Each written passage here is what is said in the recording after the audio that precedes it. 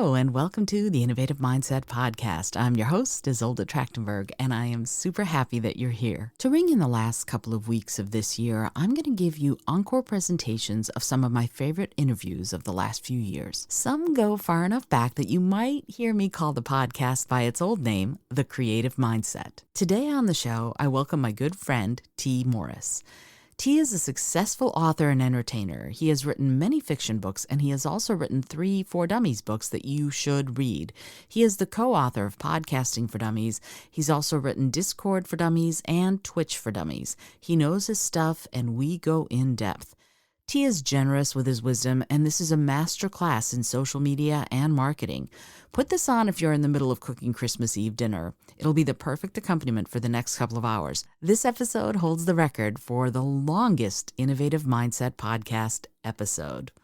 I hope you enjoy the show. The transition from podcasting to streaming was insanely easy. There were a few bumps along the way, but I knew more going into it because of podcasting. And streaming is just, I described Twitch for Dummies. It started off as a cash grab and it ended being a love letter because I love streaming just as much as I love podcasting. Hello, and welcome to the Innovative Mindset Podcast. I'm your host, Isolde Trachtenberg. In the show, I interview innovative peak performers. I talk with entrepreneurs, business owners, and creatives who are pushing the envelope to work creatively and authentically. We explore how to cultivate innovative genius to achieve our visions to succeed. This week's show is brought to you by my book, Speak From Within. If you need to communicate better and leave your listeners riveted, you'll want to check the book out. And now, let's get to it.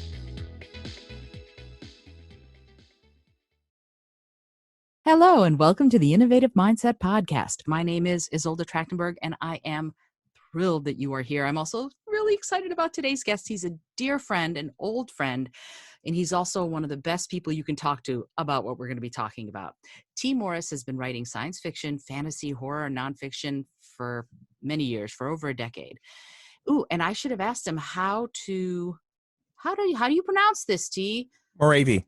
See, I meant to ask, and I forgot right before we started recording. So there you go. This is, as you know, live, real, and unedited. And when I mess up big. So his first novel, Moravy, The Chronicles of Rafe and Ascana, became the first novel to be podcast in its entirety. That's a huge thing. They podcasted an entire novel. They ushered in a new age for authors. Podcasting. He went on with Evo Terra to write Podcasting for Dummies, so that's one major book, as well as the following editions alongside Chuck Tomasi.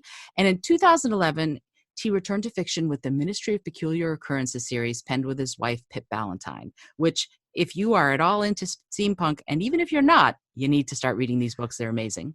And I'm going to throw in real quick, this morning of this recording, Virginia Living Magazine listed me and Pip and the Ministry of Peculiar Occurrences as one of the top 10 Virginia authors you should be reading right now. Look at that. Fabulous. We're going to definitely need to put a link to that in the show notes. Oh, congratulations. Yeah, I wanted to share that with you, but go ahead. Keep going. Awesome. You're doing great. I can already tell how this interview is going to go. So somewhere in the middle of all this, Tee and Pip are releasing the second edition of Social Media for Writers. And it's just so you know, it's not just social media for writers. If you read this, it's got so many tidbits for so many other creative professions and other professions as well, just so you know. Even though you know me, you know I think all professions are creative in one way or another.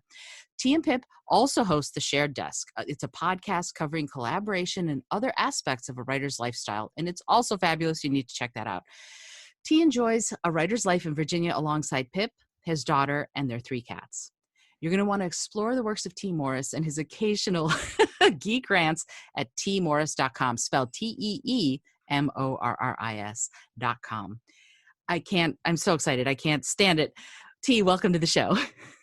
You know, when you say old friend, it's like, emphasis on old. Yeah, we have a history. We have a very delightful history, and it's great. It's great to finally be here. I feel like we've been overdue for a real chat about these sort of things. But no, I'm thrilled to be here. Oh, thank you so much. I'm so glad. Yeah, and it's really funny that you say that. When I think back on how we met, I was singing at the Renaissance Festival, at the Maryland Renaissance Festival, and we were singing on the street on one of the lanes, and this man wearing these wooden wings runs by us. I was Quentin like, Edmund Devonshire. Yeah. What a fun character to play. oh, A it's fun character to play. and oh, and I want to talk to you about your acting. You're All such a right. Renaissance man, and and I say that not just because we met at the Ren Fest, but I mean, you're a writer, you're a podcaster, an actor, an avid gamer. You do so many things.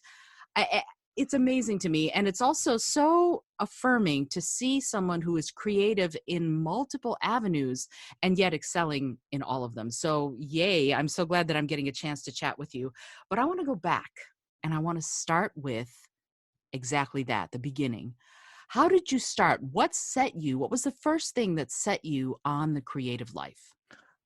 Honestly, the most vivid memory I have was I wrote a story.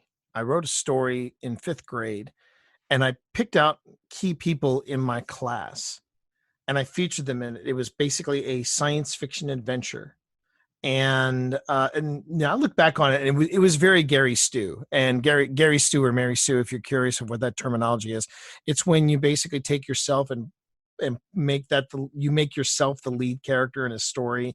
Mm-hmm. And it would be like if I put myself in a perfect example is in Star Trek: The Next Generation. There was this delightful character that actor Dwight Schultz played called Reginald Barclay, and he would be the guy that would rescue the crew if they were in trouble. Well, that's a classic Gary Stu. Mm-hmm.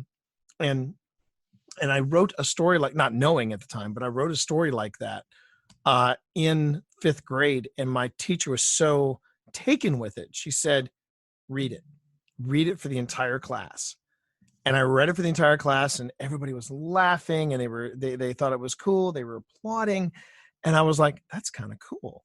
And I was really taken by it. Well, the funny thing was that my father told me that, and I have no recollection of this, but he remembers that I would write him storybooks, little storybooks, because he was traveling all the time as a steel salesman. Mm-hmm. And he would take these little books with. I mean, did he ever read them? He probably did. Knowing my father, he probably did. But I kept making him all these little books for him to take on the road because I didn't want him to get bored.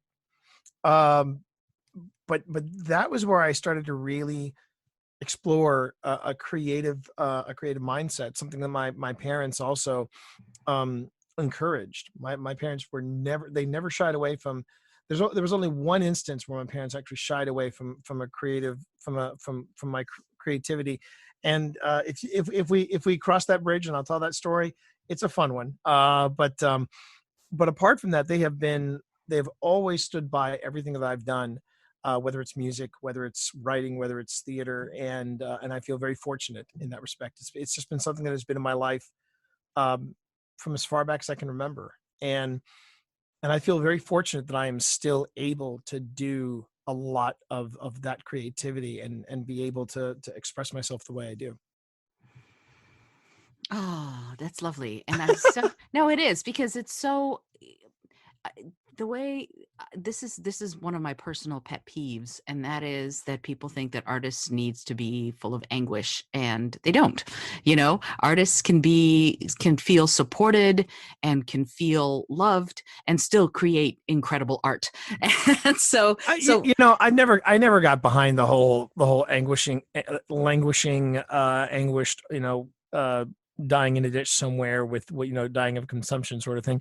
That might have worked for Shelley, and that might, but it doesn't necessarily work, I think, in the real world. I get there are people who have, if they come from a life of privilege, it's a lot harder to, if you don't know heartache, if you don't know pain, if you don't know that sort of thing, it's really tough to fake. Right. But you also don't have to wallow in it, and I do always smile when I see actors portrayed as those angsty types, because I met those angsty types in college, and man, do they piss me off. So, which is probably why I got a lot of the comic roles. But I liked being able, I like being able to do what I think Steve Carell does very well, which is he is an absolute nincompoop in a lot of the stuff that he does, But then you turn around, you put him in a role like Foxcatcher, or you put him in a role like Marwin, and suddenly you're like, oh, this guy can act. Yeah. And I think that is just that is a real truth. Some of the funniest people that can really surprise you, and how good they can be as serious actors. Absolutely. And the comedy plays as one facet of the jewel. It does not, and so does the anguish. I mean, we're living hopefully a well-rounded and full life, and that comes along with a number of different possibilities as far as how life goes. But I want to ask you. I know there are so many stories, I'm sure, but as you went through high school and into college, when you pursued creativity, when you pursued your art, were you primarily a writer or an actor, or as you've gotten older, a podcaster, or a content creator? What did you consider yourself primarily as, and how did that affect the other types of creativity that you were doing? If I were to have described myself as any one particular thing, I would say I'm an entertainer. Okay. I mean, that's because I loved being able to perform comic monologues and pieces for my forensics team. I was in the marching band, so when we performed in the marching band, I always felt like that doing music was always a blast for me. Um, Perhaps one of my favorite memories in high school was we went to VCU for a jazz competition, and one of the judges was Ellis Marsalis, Mm. and he gave us a critique. He came out of the shadows and he gave us a critique. And you talk about standing in the footsteps of giants. I'm like, Jesus, that's Ellis Marsalis. And I Yeah, Papa and Marcellus. I Papa mean, Marsalis, and like a year before, I had just seen his son Wynton perform in Richmond. So I'm just like, oh, yeah. But what an amazing experience to share, And then there was the writing. The writing was always in the background. The writing was always in the background, but I always found that was where I could that was almost like my own personal haven.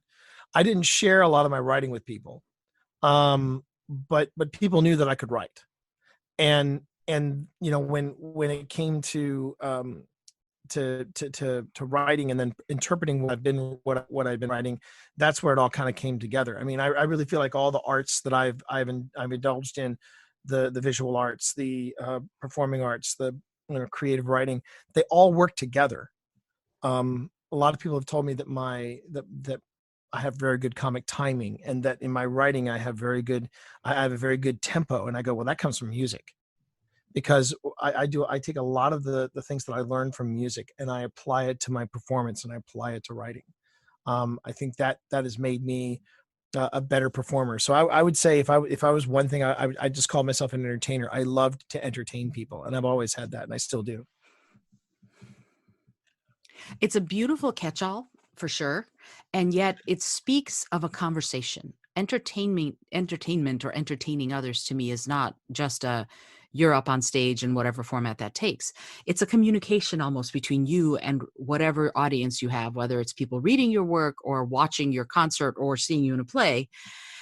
How does creativity play into that conversation for you? What role does it play, and how do you use it purposefully and almost implicitly? Well, creativity comes from the creativity of music, and the creativity of theater, and the creativity of writing. It all comes from being able to think quickly and reacting to whatever it is that is happening on stage at that moment, or happening in the piece at that time. You have to react to it. And it was always frustrating for me as an actor when I would watch actors, something would go wrong on stage, or something would be happening with the set on stage that wasn't obviously supposed to be happening, and actors pretended nothing was going wrong. Mm. They just kept going, and they said, it'll get fixed, it'll get fixed, it'll get fixed. I was the actor that would react to it. I was the actor that would interact with whatever was going wrong. I would try to, and it took me a while to get to that point. I won't lie. In my early days as an actor, I'm just like, just go ahead, just forge ahead. But then I realized when I got involved with improv comedy, I was like, oh, wait a minute, instead of just ignoring it, I should just react to it. I should actually make it a part of whatever's happening on stage. And it was a real important um, warm up exercise and also discipline that I had when I was doing comedy improv with a group called Comedy Sports. Comedy Sports. I Yeah. remember them. I loved Comedy Sports. It was some of the best 3-4 years that I had with them. In fact, I accidentally let slip that I have all these archived shows on DVD, and people are like, can you start posting them? And I thought about it, and I'm like, oh yeah, I got to get around to that. And I still haven't. But when I was archiving them actually not a few years ago, about 10, 11 years ago, when I finally started to archive them, I was reliving a lot of that. And I remember one of the things that they taught us at Comedy Sports was the power of yes and the improv was that if someone comes up to you, like for example, let's say you approached me in the street, Isolde, and you said, I just saw a UFO. And if I were, and the difference between a good improv and a bad improv is that a good improv would say, yes, and right now I have an anal probe that I'd like to share with you, and you just run with that idea, versus the other actor who would say, well, let's not bother about that. Let's talk about this instead. Right. And I had that happen a lot to me as an actor at the Ren Fair, on stage, at a lot of different things. And that's when at Comedy Sports, they said the problem with that approach to improv is that you're giving the other actor an idea, and instead of running with it, you're ignoring it completely, pushing it off the stage, and you're basically grabbing control, but in the wrong way. And you never will know what happened with that earlier suggestion. You're just dismissing it, and you're going on with your idea like a bull in a china shop. There's a time and a place when you can take control, but there's also a good way to take control and a bad way to take control. And so it was always about yes and yes and yes and yes and.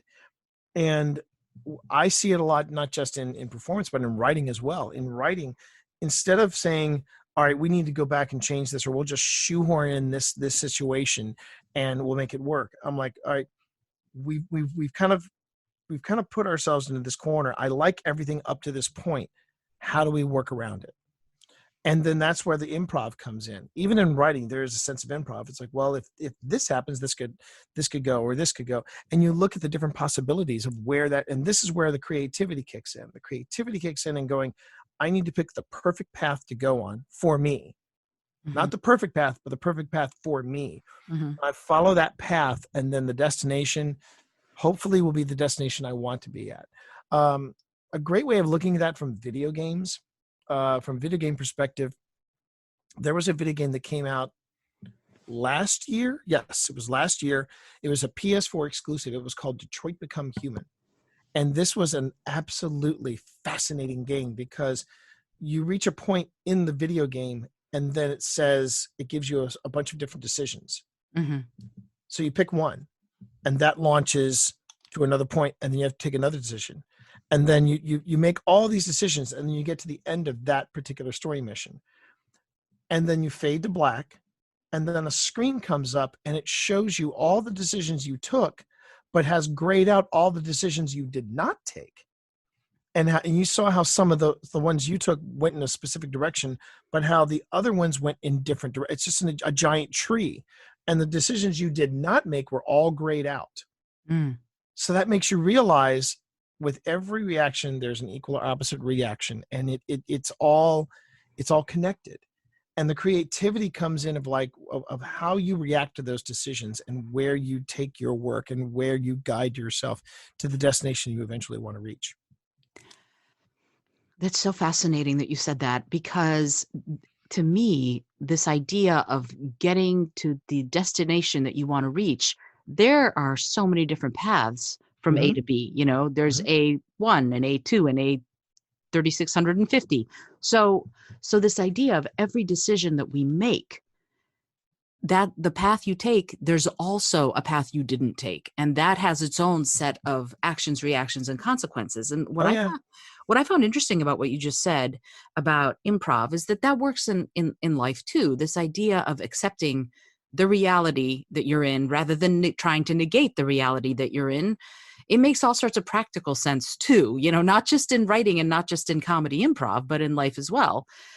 You don't have to fight against the reality as far as being in it. And we can look at it from the professional standpoint as well as from the creative professional standpoint. And as an actor, I'm sure you've had times when things went completely berserk and then you had to react to it as if it had never happened before. Exactly. Yeah. Oh yeah. One of the things that has always fascinated me as an actor is when you one night you have an audience there, you come to this one moment that is going to kill, and it does. People are howling, people are laughing. Next night you go in, it's the same timing, it's the same joke, it's going to kill.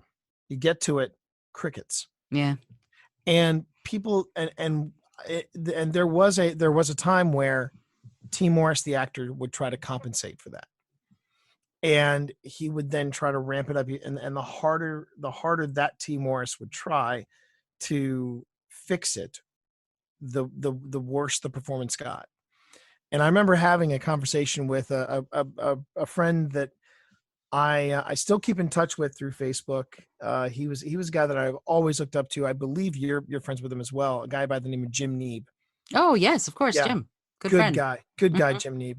Mm-hmm. And one night we had a big talk about comedy sports. I had pretty much broken a lot of the cardinal rules of comedy sports, and he was really upset with me. And we were talking on the phone one night, long talk, but it was a good talk. And he actually made the missing piece of comedy sports finally click in my head. And he said to me, T, it's not about you or your performance. It's about whether or not the audience is enjoying the performance.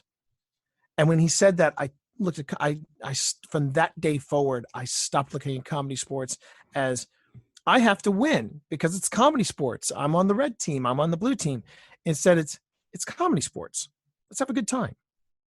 And I had that conversation with Jim, good Lord, 30 years ago. Yeah. 30 wow. years ago, 30 years ago, has stayed with me for my entire life as an actor after that, as a writer, as a podcaster, as a streamer, or now, see, you going back to the original question, when you said, what would you classify yourself? I would have classified myself as an entertainer in high school. But if I was in high school today, I would have called myself a content creator. Ooh. Which is a very hip way of saying entertainer. Yes, it's the 2020 way of saying. Yeah. Entertainer is so 1992. You're right. A content creator. Look, Val, I was going to TwitchCon for the first time last year. I said, I was hearing people going, I'm a content creator. And I was looking at all these young kids calling themselves content creators. And I said, you know what? I was creating content when you guys were still in middle school eating. So I don't want to hear it. It's true that streaming is a young man's game or a young person's game. But in all fairness, I have made friends that when they tell me, my God, I'm getting so old, I'm turning 30. I just like, you shut your whore mouth right now. You shut it right now. I don't want to hear it. And besides, 50, you're going to wish you looked as good as I do. So there you have it. There you go. Well, but it's, and it's funny because the internet is the great equalizer in that way. You can be 60, 40, 20 and still be an entertainer / content creator. And as long as the audience is liking what you're doing, it doesn't matter how old you are. It just doesn't matter, There's a streamer that my wife and I cannot get enough of. And to be fair, we don't understand a word she's saying. It is the gaming granny. She is a 92 92-year-old gamer in Japan. And it was her and and she's playing Resident Evil. Wow. And kicking ass at it. And then one day she comes on and she comes, arigato, which is the only word I can understand. And then she starts talking very quickly. And you suddenly realize sitting next to a fully tricked out now gaming system that Razer provided for her. Everything's pink. She has a new mic. She has a new headphone. But then she goes, I haven't gotten the hang of the new controller, so I'm going to use this one. And then she starts playing the game, and it's just so darn cute. And and then at one time we saw her with a guy a quarter of her age. He couldn't have been any older than 22. And the two of them were playing in real time together in the same space, and they were playing Grand Theft Auto. Oh my stars. I love it. I love getting back into gaming. Yes, there are your fair share of dingleberries in gaming, but for every one jerk you meet 5 others that are absolute gems. And it's just a great community to be a part of. Again.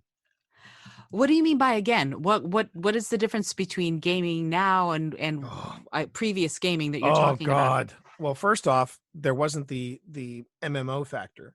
That was that's the first big. Oh, sorry, massive multimedia online game. Okay. Okay. There's that. Second, the very first system I ever had as a kid was the ColecoVision. So that dates me right there. ColecoVisions came out in 83, 84. Right. And it had a joystick, 2 buttons, 2 fire buttons, and then a keypad, which I never used. But that's it.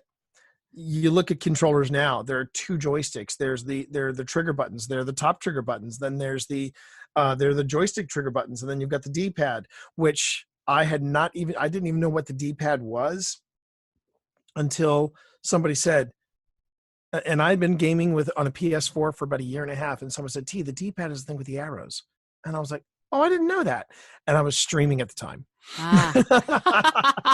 And then there's the central D-pad, which is not the same as the regular D-pad. And then, and I'm looking at this controller the first time I ever picked up one, and I was like, where do I even begin? So that's one thing that's changed a lot. Secondly is being able to share the gaming experience through streaming, through Twitch and things of that nature. And then finally, it's the MMO factor.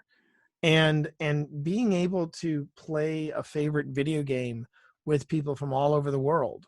And we go on missions together and we're chatting as if we're all in the same room or we're in the same state, and I mean, I remember when I first experienced the VAX Bitnet, I believe it was called. And I talked to somebody in a different state through my computer, and I thought that was the most amazing thing in the world. And this was 1992. Mm-hmm. And then, and that was where the technology bug, I think, really bit. I've always been fascinated with technology, but then when I started getting into video games, I wanted to know more about computers. I wanted to know more about how do Macs work, and I got involved with the Macintosh community, and it's that love of technology that has kept me wanting to know more. I see new technology emerge, and I can tell I can out within maybe trying it out for a week or so, I'll know. I'm not one of these people that picks up something and a day later I go, nah, it's not for me. I want to give it an actual shakedown for a week. Mm-hmm. And I've always been like that. I will try it out and I'll see if I like it. And if I like it, then I'll be like, okay, let's see if I can go to the next level with it. And I continually try to push myself in understanding it and trying to get a grasp of it. And I was the same way with podcasting. When I started podcasting in 2005 and I finished Moravia, I was like, okay, am I done? Or do I want to try doing a completely different kind of podcast? Or do I want to try something different? Because I had all the equipment and I knew how to do it. I just had to figure out what I wanted to do. And in 2005, that was when I launched the Survival Guide to Writing Fantasy, which was a podcast about there were already podcasts about the writing craft. So many writers were doing them at the time. They were just like, let's talk about the craft. Let's talk about the craft. And then this guy comes out with the Survival Guide to Writing Fantasy, which was about the business. And people were fascinated when I talked about business cards for 30 minutes. But I talked about the importance of it. I talked about why you should do it. I should talk about why you have this and not this on your business card. I talked about taking risks. I talked about social media in its infancy. This was stuff that I brought other writers in, and we talked about the business, and nobody at that time was doing that.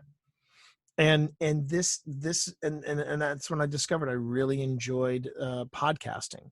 So yeah, I think my love of technology, and also my love of creativity and the way technology and creativity can work so well together has been what's brought me to where I'm at right now. I think there's so much about the marriage of technology and creativity. It lets us do so much that we couldn't dream of, even 20 years ago. I had to edit a video the other day, and I just brought everything together, edited it in Final Cut, Oh and yeah. then sent it off to the people who I was working for at the time. And they went, great, thank you. Can you make this change? Sure, of course. And then it's like nothing. Whereas 20 years ago, it would have been agony.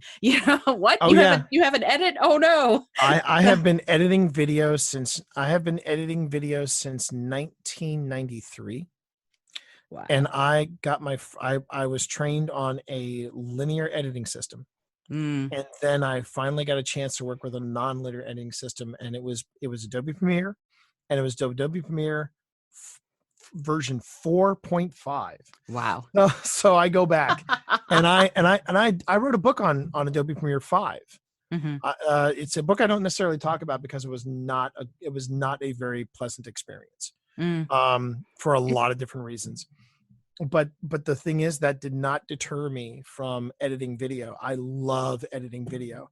I try to make highlight reels of my different streams, and those have been particularly fun because now I've got my wife gaming, and Pip is playing this ridiculous game called Maneater, where you play a shark.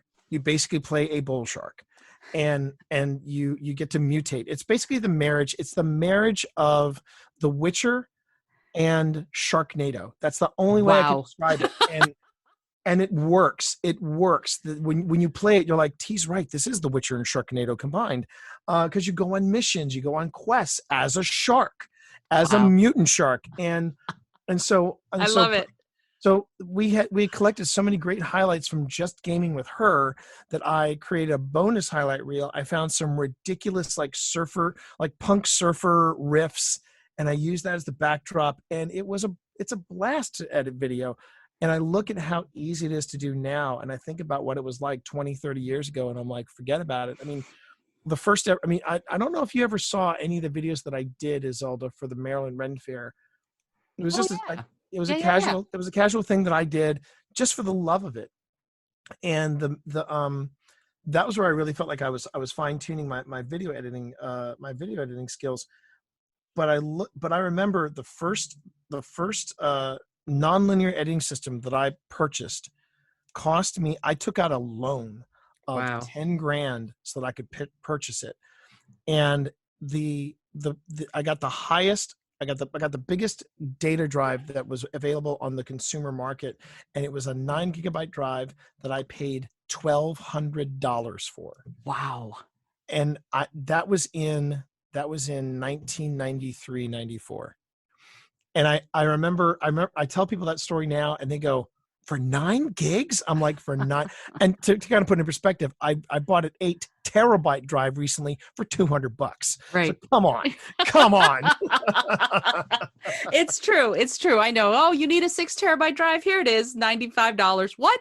Yeah. So yeah. It's amazing. And there's such a freedom to creating when you have the technology that lets your imagination run wild and can support your imagination running wild, Yeah.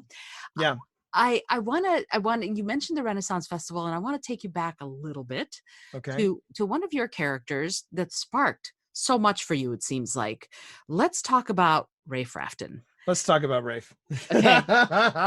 because my character, just so you know, my character at the Renaissance Festival had a major crush on, from afar, had a major crush on Rafe Rafton. So did she now? Oh yes, she did. And I'm just hearing about this 25 years later. What? I know. Yes, Cordelia Toonworthy had a major crush for Rafe Rafton. Absolutely, he was a bit of a scallywag, wasn't he? It was the pants, right? That's why you had me dropping things all the time. Excuse me, I'll pick that up for you. That's right. We I don't know if you noticed how many handkerchiefs dropped in front of you. And a lot of those hankies dropped. I'm like, man, you people need to get some stickums or something. Come on. Now it's all clear to me. Yeah, there were reasons. There were reasons for all of it. So yeah, let's chat about him. How did you develop him, and how did that experience end up transforming into Moravia and ended up transforming into podcasting? I mean, so much from you developing this character. Rafe really was a catalyst. Now that I think about it, I and honestly, maybe yeah, it. Oh my God, yeah, what a question. Well, I mean, props to Carolyn Spedden. Props to Carolyn Spedden, the artistic director of the Maryland Ren Fair. She was the one that actually put the character before me. And at that time, what I'd been doing is I played Colin Thornby. He was my first character. I was just getting used to the Ren Fair at the time. It was just sensory overload. But the following year, I said, I want to create my own character, and it was Quentin Edmund Devonshire, town inventor, the guy with the wings. One of my favorites. Still a favorite of mine as well. It was really funny though how many people missed the inside joke about Quentin. When you look at his initials, his initials are QED, and so few people got that joke. But there was, playing him, and the hardest thing about Quentin was trying to find things that looked Ren Fair but were gadgets. And so he was a very prop heavy guy. And then I played Philip Burbage of the Southwark Players. And anytime an actor gets a chance to play an actor, yeah, you get to poke fun at a lot of different people. But Rafe came out of nowhere. I was so delightfully stunned when Carolyn pitched that character to me of Rafe Rafton, and I read about him and I said, okay, so I got it. He was basically Errol Flynn. He was the Seahawk. He was a darker side of the streets of Rebel Grove, but I still had to make him somewhat entertaining. So I had to make him accessible. So I couldn't play him like a full on Han Solo, but I could play him as a Han Solo with that was slightly awkward. And I did play a lot of Rafe for laughs. And it was easily done, because once you start taking, and I always felt this way about the characters at the Ren Fair, once you started taking your characters too seriously, it stopped being fun for the audience. So I knew I was the butt of a lot of jokes, but at the same time, I knew that I was, it wasn't about me. It was about the entertainment value for the audience and for the people who worked Rebel Grove as well. And so I got to do some really fun stuff as Rafe Rafton. The thing that I'm proudest of with Rafe though is that one weekend I had what a lot of people didn't, they thought was a really complicated fight for me. And I was opposite of Jim Frank, and I'm supposed to go charging at him with a quarterstaff, and Jim and I catch each other. Jim just basically stands up, and I catch him, and I come down, and it's supposed to be like I got clotheslined. But this one particular week, my arm was just a fraction too far out, and it snapped. I felt it snap, and I had a major compound fracture. I was rushed to the hospital, and I remember the guys showed up afterwards, and as they're leaving, I said in a sort of a fog, a fog after emergency surgery, I said, "See you guys tomorrow. Fight call 7 a.m." and they all, I mean, and that's who I am. I try to find the laughter in everything. So I came back, and I had that year at the Ren Fair the third heaviest. The only two people that had as big of a fight schedule as I did were the two fight directors. So they're like, "Okay, T, we're gonna have to teach your sword fights left-handed, because my right hand was in a sling." And I said, "Okay." And I said, we set aside, they set aside 3 hours to train me on all of my fights. I was done in half an hour. And they realized, "T, are you left-handed?" And I was like, "Yeah. You guys didn't know that? I've always been left-handed, but I was told by several choreographers that I should learn to fight right-handed, because no one's going to use a left-handed fighter."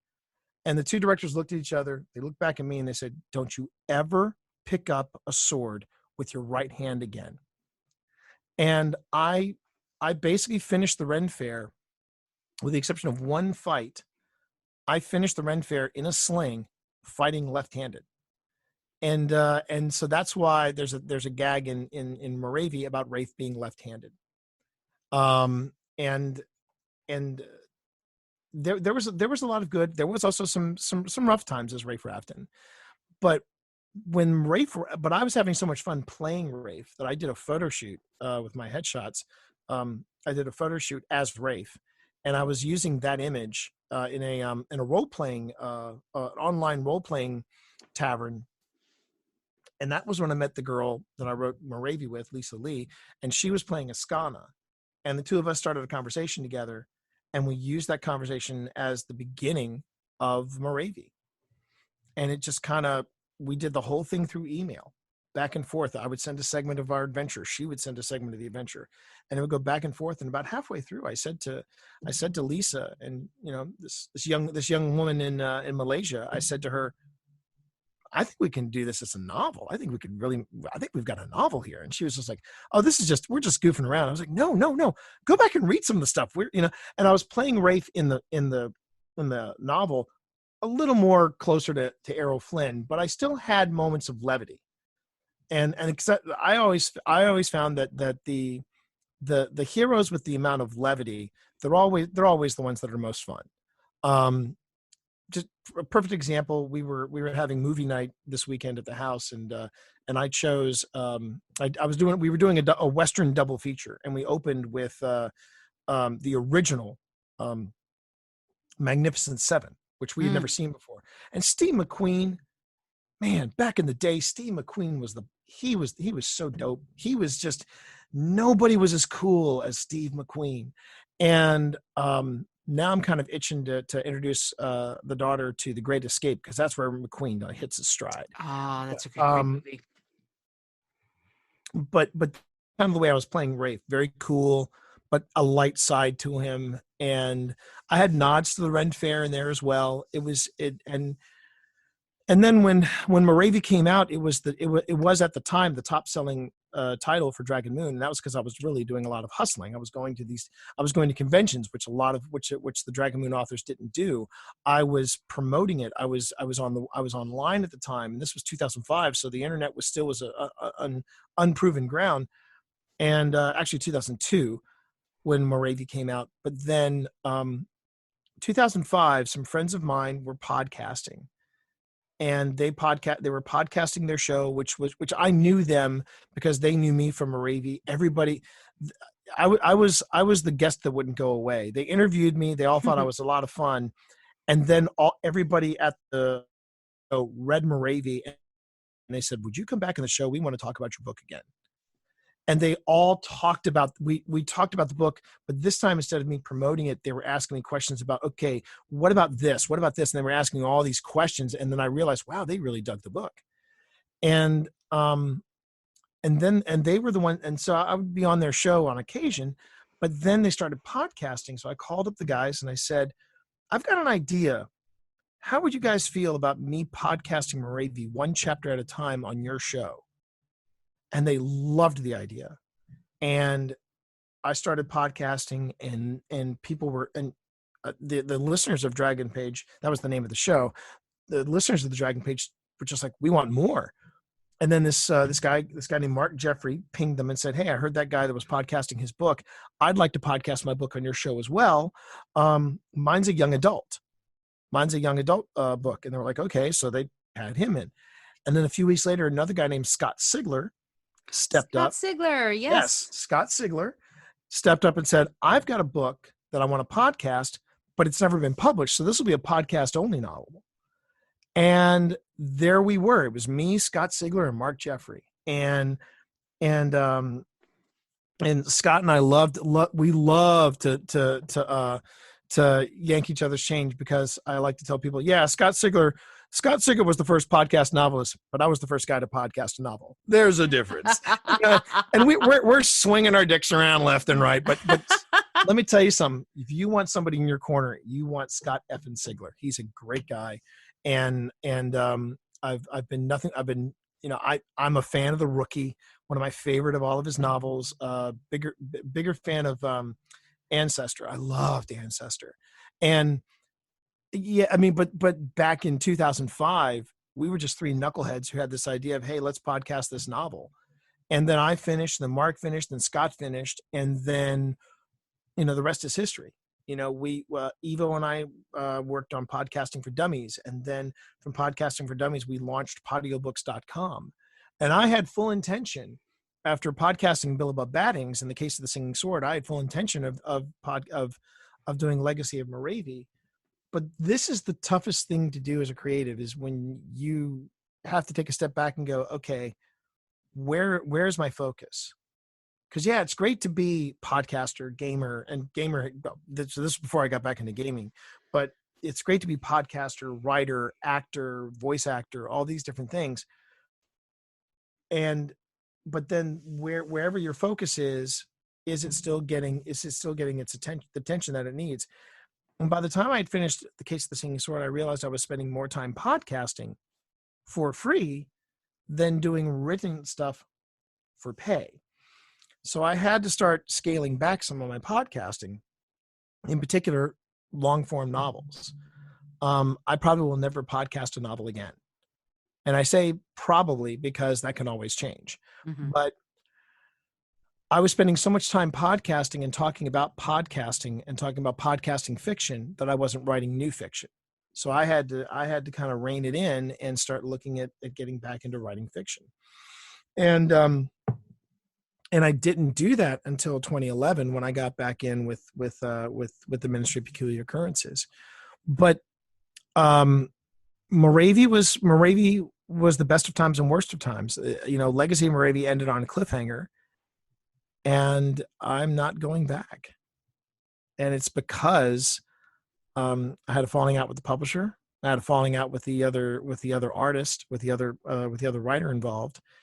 And as much as I owe to Rafe, I can't bring it to go back there, because that's long in my rearview mirror now. I'm in a new world, and I like these characters, and I'm married to the author, so that also helps a lot. But yeah. But I think I found where I want to go. But the last thing I want to do is go back. I never want to go back. I constantly want to move forward. Sure. And there's an evolution there. You might revisit something like going back into gaming, for example. You're revisiting an old love, but in a very different way in some ways. Yes, very different. First off, the environment is different.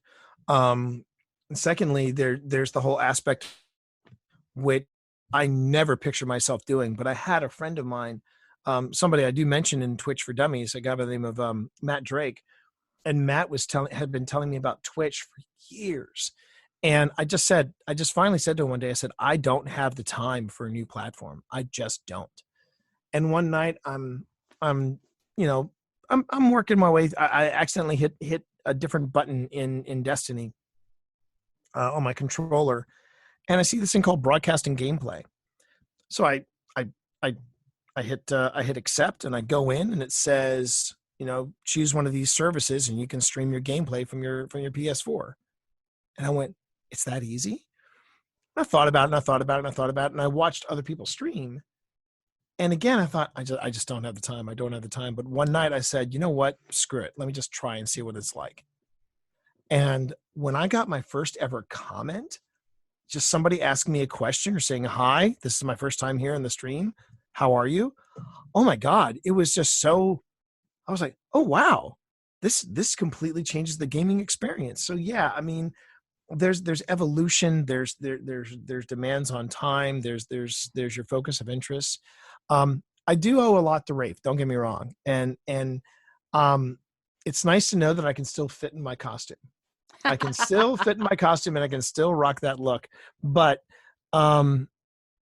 yeah, even though Moravia did have a successful sequel with a cliffhanger, I always look at Moravia as a one-shot novel. Mm-hmm. and it was quite an adventure. And the way it got me here to where I'm at today, it still boggles my mind. Still does. I love that,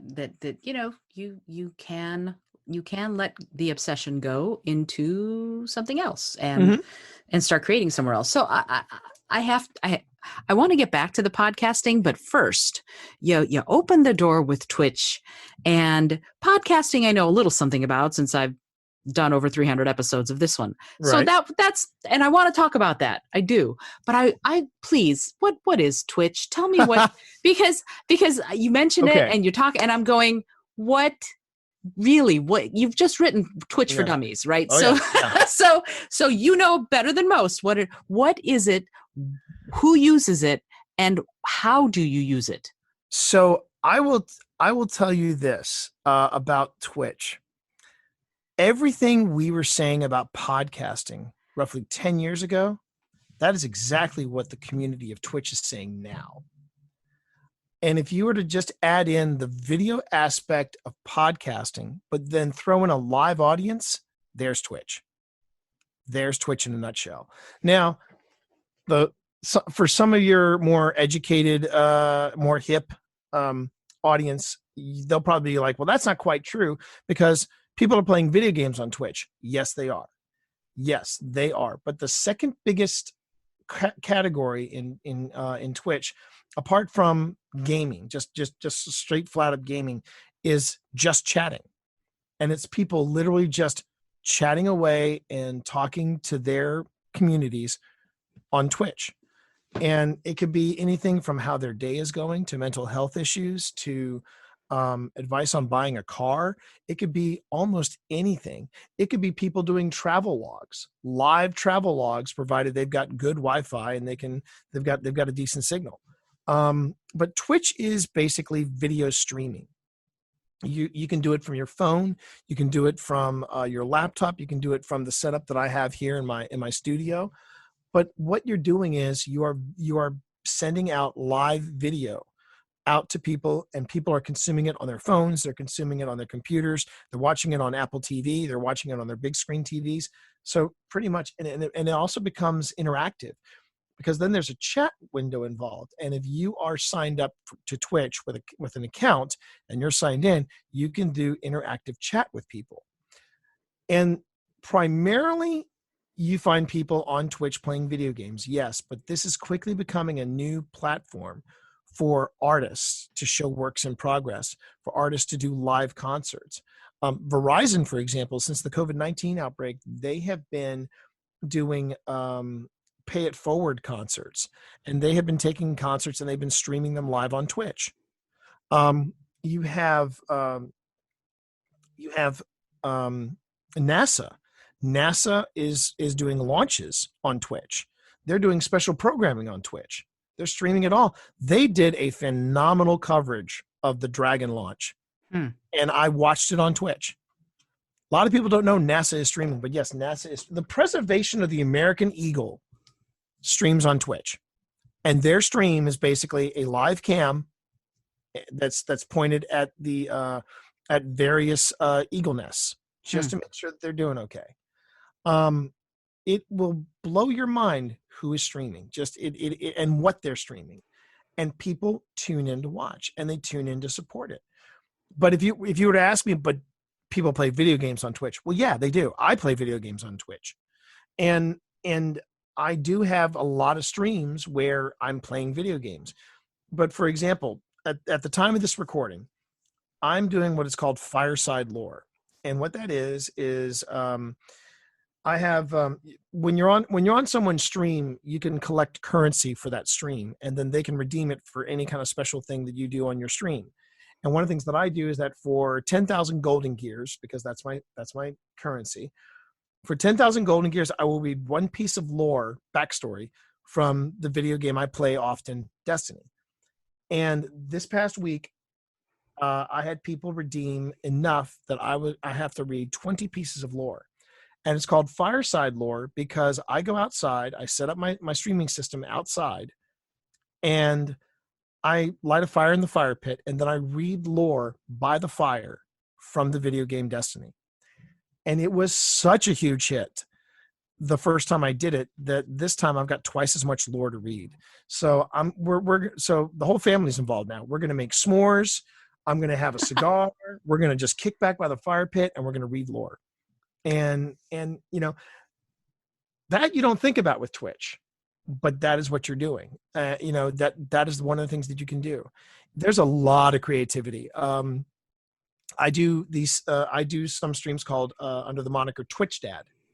And that was hung on to me by another streamer who rated a charity stream that I was doing. And I wound up raising $5,000 in one night for able gamers. And everybody during the stream was calling me Twitch Dad because they thought it was fascinating. The streamer that rated me basically said he wrote a book on Twitch. That's such a dad thing to do. So everybody started calling me Twitch Dad. So I now do Twitch Dad streams where I talk about things like, how do you do an interview? How do you tie a tie? How do you shave? How do guys take care of themselves? And I've had people in chat go, my father never talked to me, never taught me anything. This helps me so much. I've had people come in and going, I'm trans, and making the jump from I'm making the jump to to a male gender, and this is so helpful to me. And that's when you know Twitch is a lot more than just video games. And so it's and how it ties into podcasting, which I'm glad you asked. How it ties into how it ties into podcasting is that once you get a solid internet connection like we have, although I'm pretty sure an upgrade's going to be coming in the near future. But what you can do is you can actually start doing podcasts live. So you have all of your hosts on camera. They're all chatting away, just like you and me are doing right now, Isolde. And then you take the video, you extract the audio from it, or you can use a separate recorder to record the audio. And now you have a live stream that features the podcast. And if something goes wrong with the recorder, you have a backup recording that you can just as easily edit, or not edit in your case. But the thing is, having that live ability, that's what Pip and I are doing now. Pip and I are streaming the shared desk, and then a week later it shows a podcast. So some people get the show live where they can interact with us, or they can just listen to the show when it comes out. And that has been the transition from podcasting to streaming was insanely easy.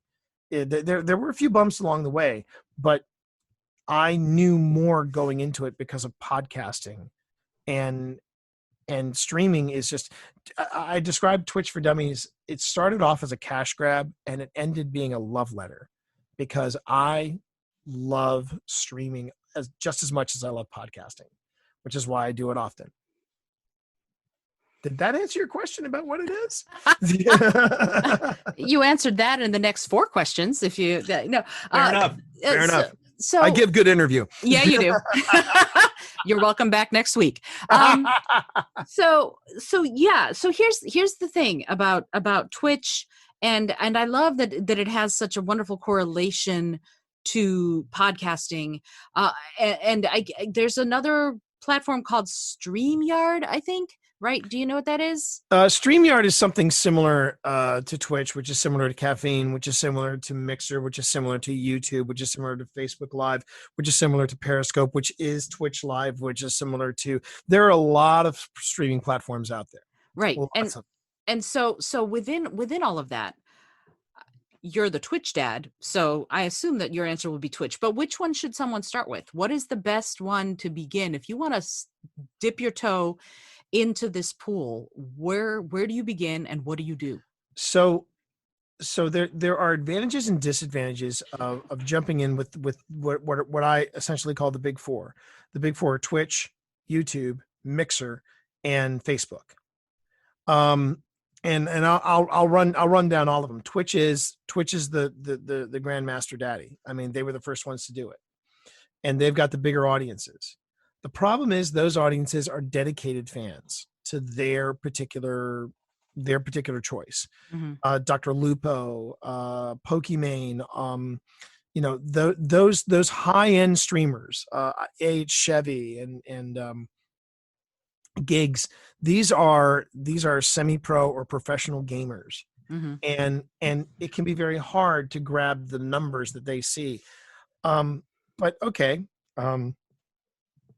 you always have the alternative. You can go to Facebook, the 800-pound gorilla of the internet, the 800-pound gorilla of social media, if you will. But the problem with going to Facebook is it's Facebook. I was willing to turn a blind eye to some of the shenanigans that Facebook were doing until I saw The Great Hack. And when I saw that documentary on Netflix, that completely changed my perspective on Facebook. And it didn't help matters when Zuckerberg was in an interview on like CBS or NBC or one of the major networks, and he was talking about a dinner he had with the current sitting president. And the interviewer said to Zuckerberg, "Could you tell us about some things that were said in that dinner?" And Zuckerberg got a little stiff and said, "Oh, I'd rather not, because that's private, and I think we should respect the privacy of the White House." And I'm sitting there watching that clip, and I went, "Wait a minute. Privacy is only an issue when it comes to you." Is that the way I'm understanding that message? Because that really turned me off on sending anybody to Facebook as an option. So now granted, the audience is there and your audience is there, and it's easy for them to just say, "Oh, I'll click on the link and go check out T's live stream." But I'd rather not deal with Facebook. I'd just rather not. Mm-hmm. Then there's YouTube, and YouTube is the same, has the same issues as Twitch. They are known for where people go to watch videos, but YouTube is still trying to grow their audience, to cultivate the audience and have that audience know that you can build an audience from streaming there. And YouTube is just so big that I think it'd be even harder to stand out the way you can on Twitch. Mm-hmm. You can have standout moments on Twitch, but with YouTube, I think it's a little tougher. And also YouTube is, last time I checked anyway, YouTube, you'll notice that whether it's YouTube, Mixer, or Facebook, you'll notice that a lot of the things that they do to give people things to interact with, they all come from what Twitch has done. And then finally there's Mixer. And Mixer is owned by Microsoft. So Mixer is very easy to stream on as well, just as much as it is on Twitch. But what I noticed is that there were a lot of people that were making the migration over to Mixer. And then, of course, making the big jump was Ninja. Ninja, America's best video gamer according to ESPN. And I've seen him play, and yeah, he's wicked good. He made the jump to Mixer, and what I noticed was that there were a lot of people that were making the jump to Mixer, and then I started seeing a lot of people who made an early jump to Mixer start jumping back to Twitch. And one of the things I heard was that they were having issues paying people, and so I'm like, okay, that's a little tricky. And you're owned by Microsoft, so there shouldn't be any issue there. Mm-hmm. So then it's like, well, then what about some of the other smaller platforms that were earlier mentioned? Well, the problem is the audience isn't there, and nothing is tougher than knowing that it's tough enough to start streaming and know that the audience is there, but they're not where you are. That's tough. But when it gets to the smaller platforms, like the earlier mentioned, you said it was Stream. What was it called? StreamYard or Caffeine. It's a bit like Podbean. People say, well, yeah, you get on Podbean, then you can get on our directory. Well, that's great, but I don't necessarily want to stay on just Podbean. I want to get to all the directories, especially Spotify. So, so you have a small audience to begin with, but that audience is so small that you could be, on smaller platforms, smaller streaming platforms rather, you can stream and you can go, well, my audience will eventually find me, but you don't even know if the audience is there. Mm-hmm. So you've got these big four, and I always I will tell people, yeah, go to Twitch, because I'm comfortable on Twitch.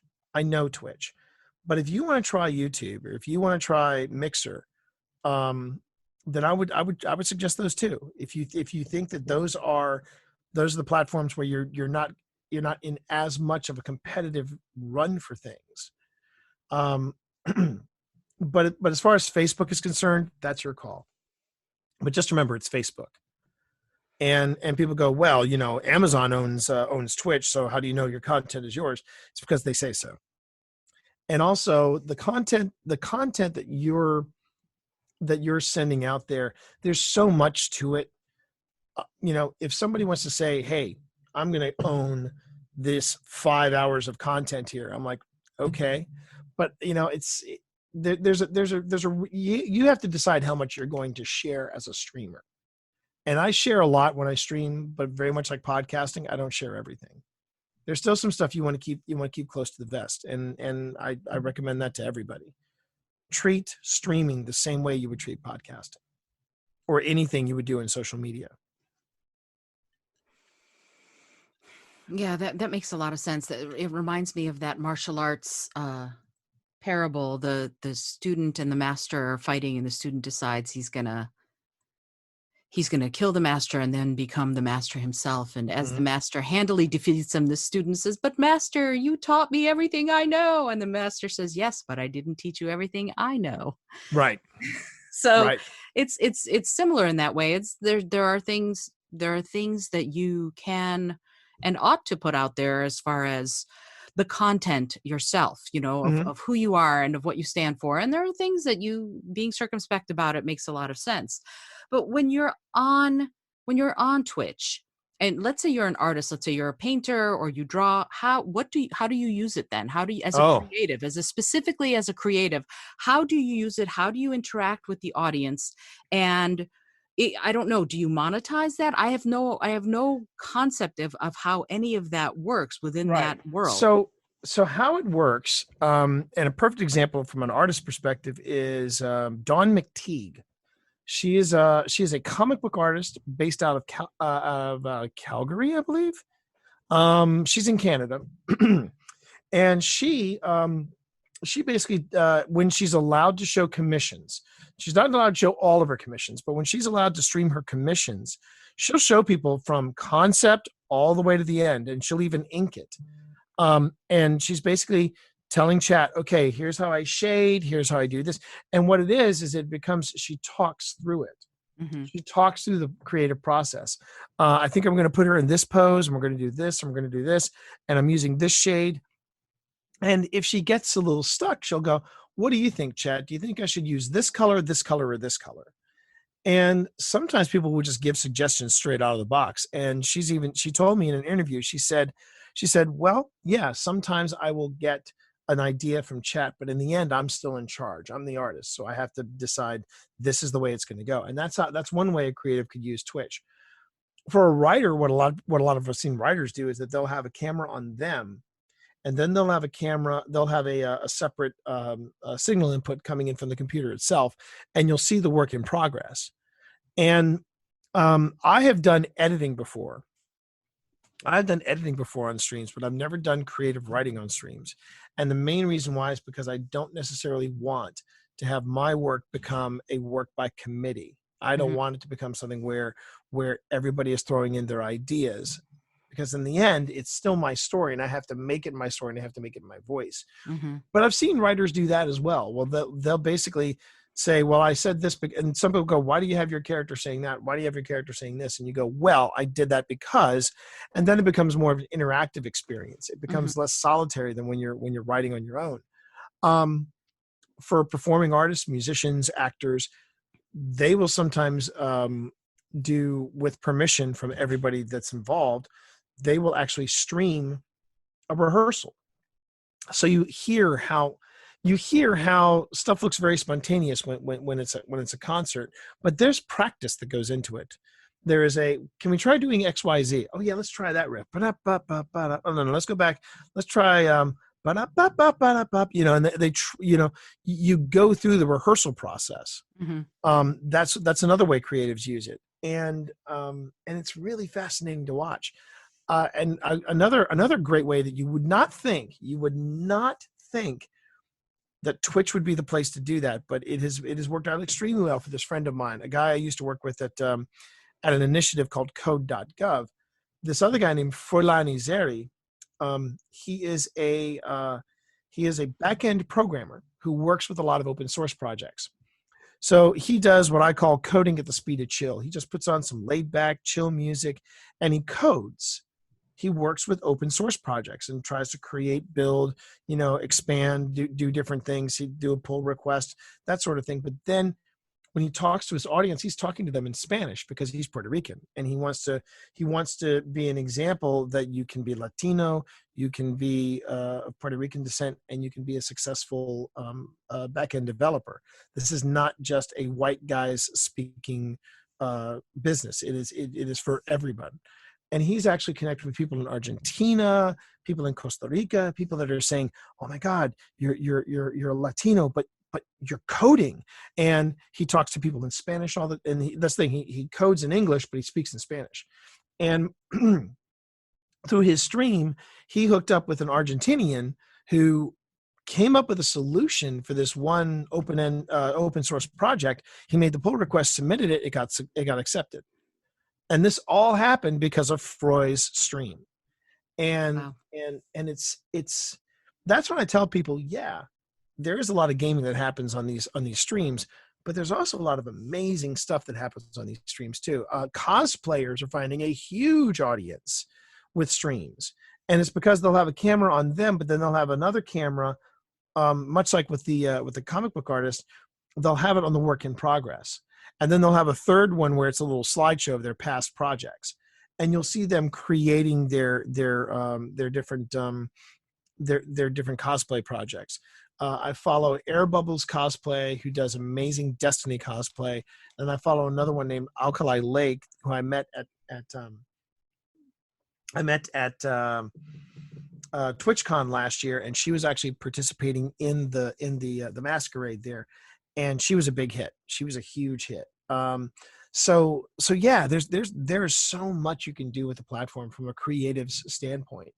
And, you know, people do everything from music writing sessions to cosplay projects to writing sprints. There's a lot you can do with it as a creative. And I myself, you know, I'm also trying to find different things that I can do with the platform. And every time when I think, I wonder if I could do that, I go, oh, I can. And then I find something new to do with it. It sounds pretty limitless in that way. And I feel like it is. I feel like it is extremely limitless. And to be able to combine two of those loves and to host a stream where I record a podcast and then we can put out the podcast. Like as soon as we're done here, that's the next thing I got to do is that I recorded a podcast yesterday on stream. It's the video game podcast I do called Happy Hour from the Tower. And it's related to Destiny. And it was me and 3 other guys talking about the video game. And I basically take that stream, I extract the audio, edit it, it's out. And it just makes the process so much easier. yeah, it sounds like I'm going to have to get on Twitch. This is cool. I think you'd love it. I think you'd love it, Isolde, because that's where I still keep my theater chops. You know, I tend to, you know, do comedy. I mean, I break out into shtick when when certain things happen in the game. It's very easy for me to do. It's very easy for me to do. And so go ahead. I'm sorry. No, I was just gonna say, I think you dig it. I think you dig it. It sounds like I absolutely will. I just, you know, there's a little bit of a, oh my goodness, another platform. Which is like I said, which is exactly what I said. But what I was going to say again was that right now, for example, we could be streaming this. Mm-hmm. We could be streaming this. Now, it might mean that you might have to shovel out a little more for your internet because you want to make sure you have the upload speed as opposed to the download speed. Right. Because now instead of you saying I want the fastest download times, You're that weird one that says, no, I need the fastest upload times, because now instead of downloading content, you're creating it and sending it out in real time. Yeah. And that's the biggest, I think that has been the biggest hump for people to clear when they make that jump. Yeah, I'm in Bushwick, Brooklyn. That's a big hurdle. The internet sometimes decides to play fast and loose with speeds of all Right. sorts. Right. So okay. So you're on Twitch. You've written the book. Tell me about the book. Tell me about what Twitch for Dummies does for the person who goes and gets Twitch for Dummies. What does it help you do? Okay. I got to get this out first.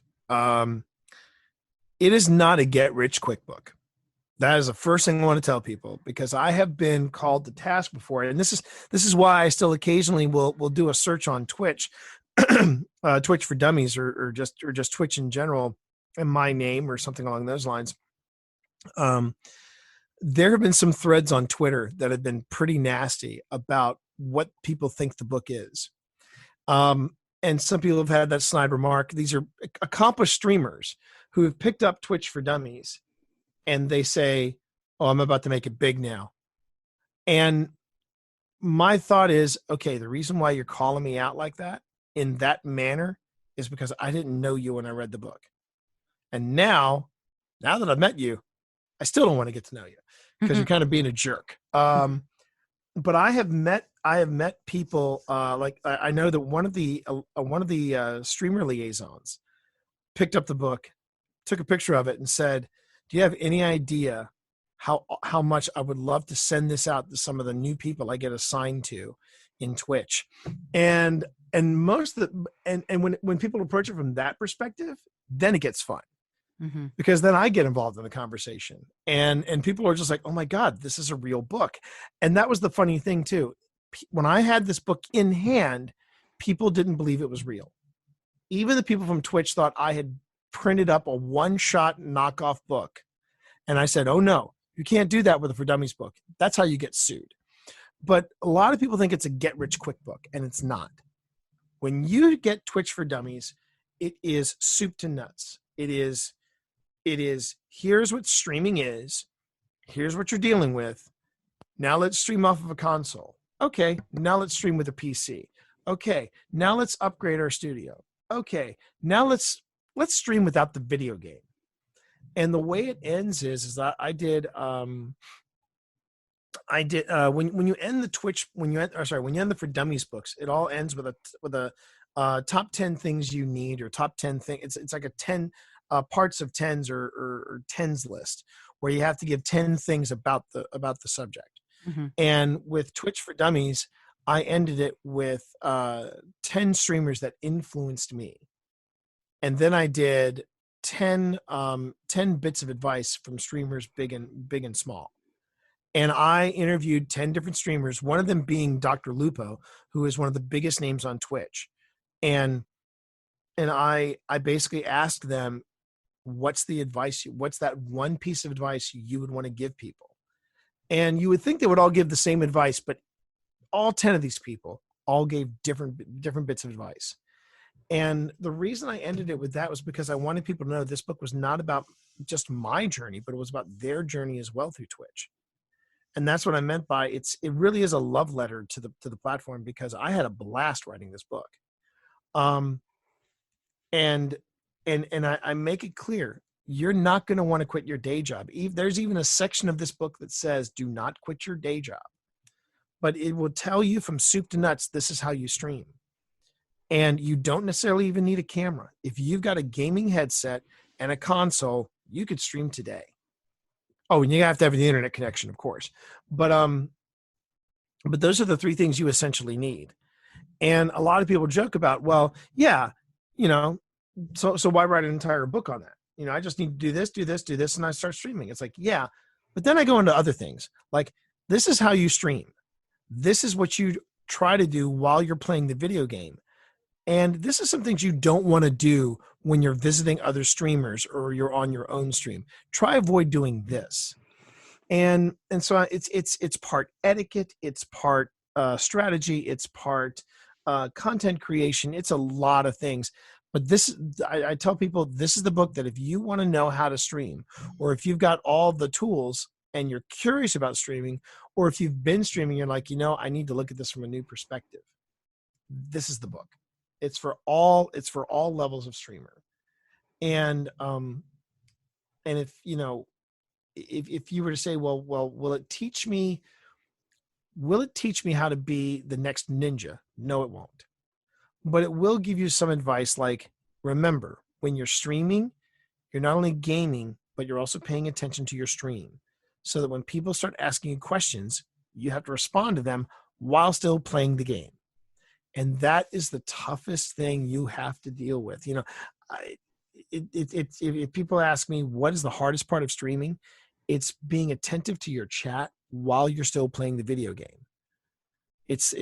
You have to be a really good multitasker. And if you're not, streaming is going to be a challenge for you.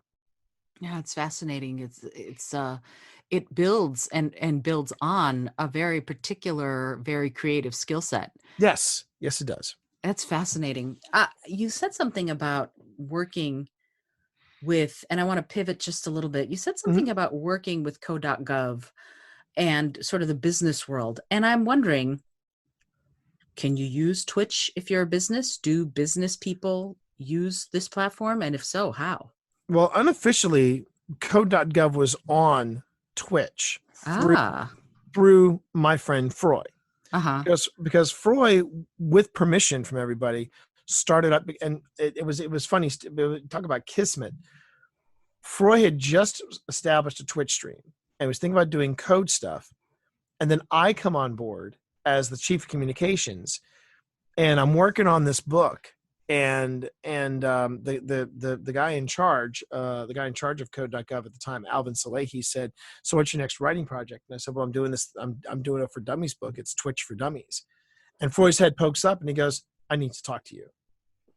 And I gave him different recommendations on what to do. And then Froy couldn't come out and say, "This is code.gov on Twitch." But what he could do was he had for his what's called an overlay, which is the animated movie or the animated frame that plays around you while you're gaming. He had like, visit us at code.gov, and he had like different websites, the project he was working on, all this stuff. It was very cool. So yeah, can businesses use it? Absolutely. It may not surprise you, but right now the businesses that tend to be using Twitch the most are people in the video game industry. PlayStation had their massive rollout of PS5 on Twitch.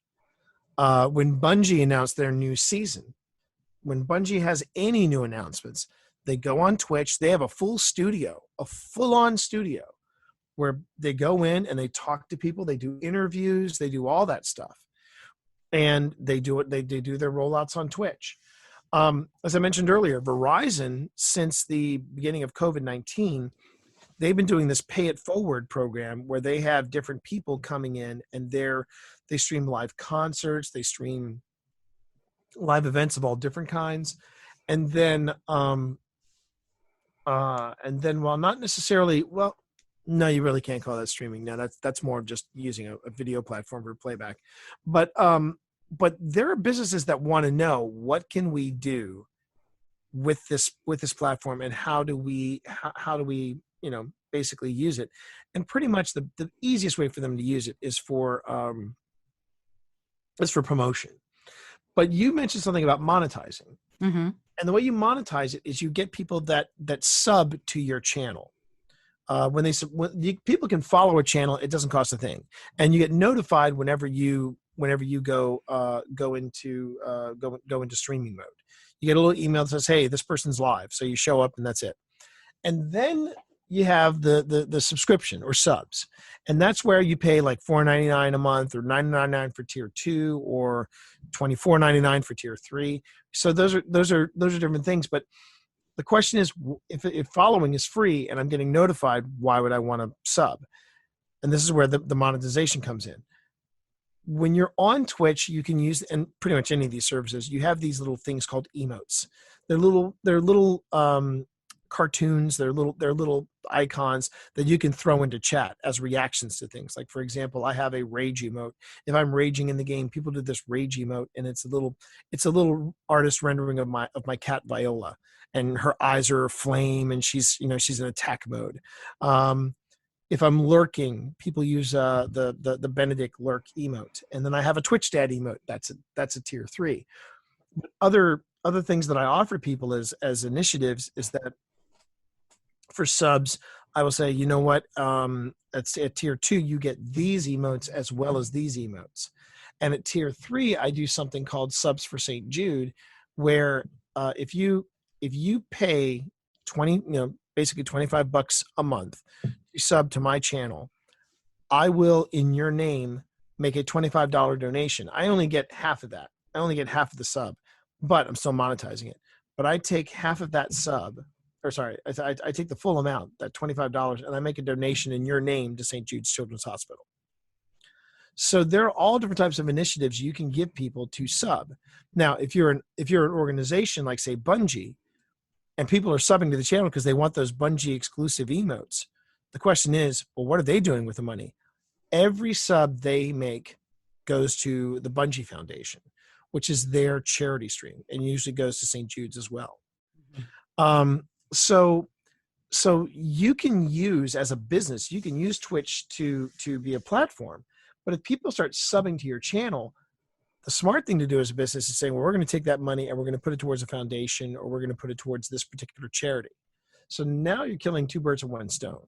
You got a promotional platform for your latest WYSIWYG, for the latest innovation that your corporation is coming up with. And if people are subbing to your channel, there's your give back. And now you're actually giving back to the community that you're servicing. So our business is starting to figure that out, and they're starting to get on Twitch. Yeah, they are. And it's pretty exciting, because right now you're starting to see a growth on Twitch that's pretty crazy. And I think it's because businesses are starting to figure it out. Also, the other big appeal about Twitch is that a younger demographic is there. But they also have to remember that it's a younger demographic. So you're going to be dealing with a lot more snark. You're going to be dealing with a lot more attitude.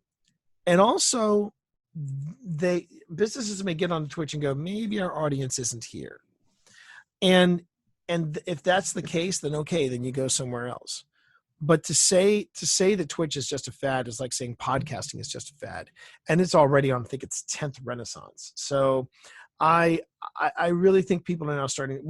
Twitch has become, or rather I should say, streaming has become so prevalent that in the 4th edition of Podcasting for Dummies, which we're getting ready to sign off on, in the 4th edition,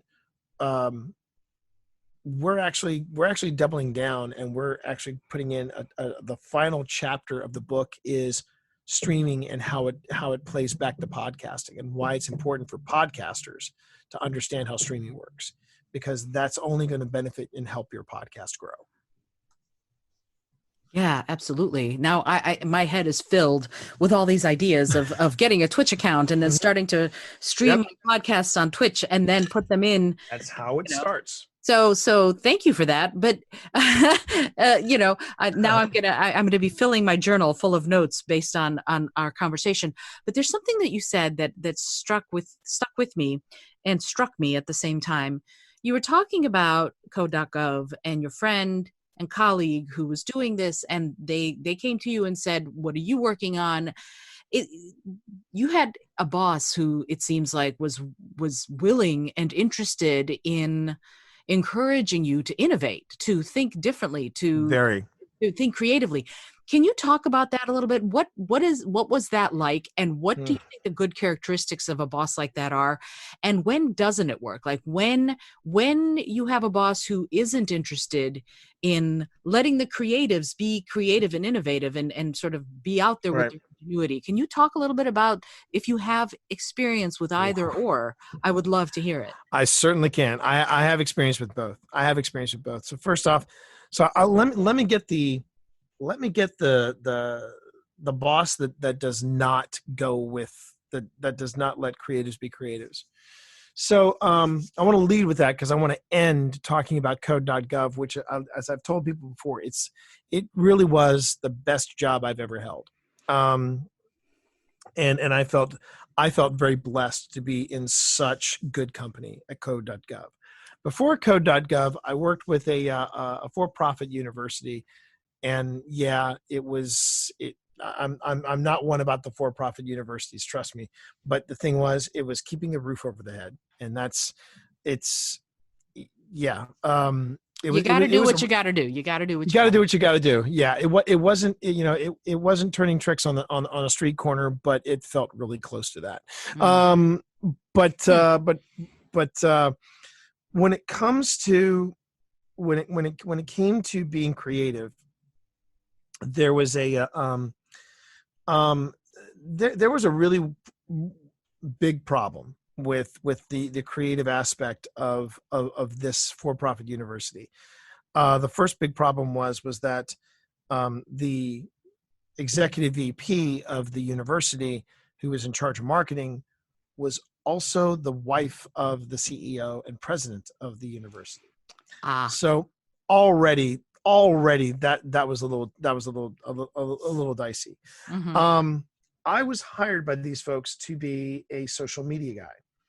Because they were on social media, but they were just it was a ship without a rudder, and they needed direction, and I was giving them that. And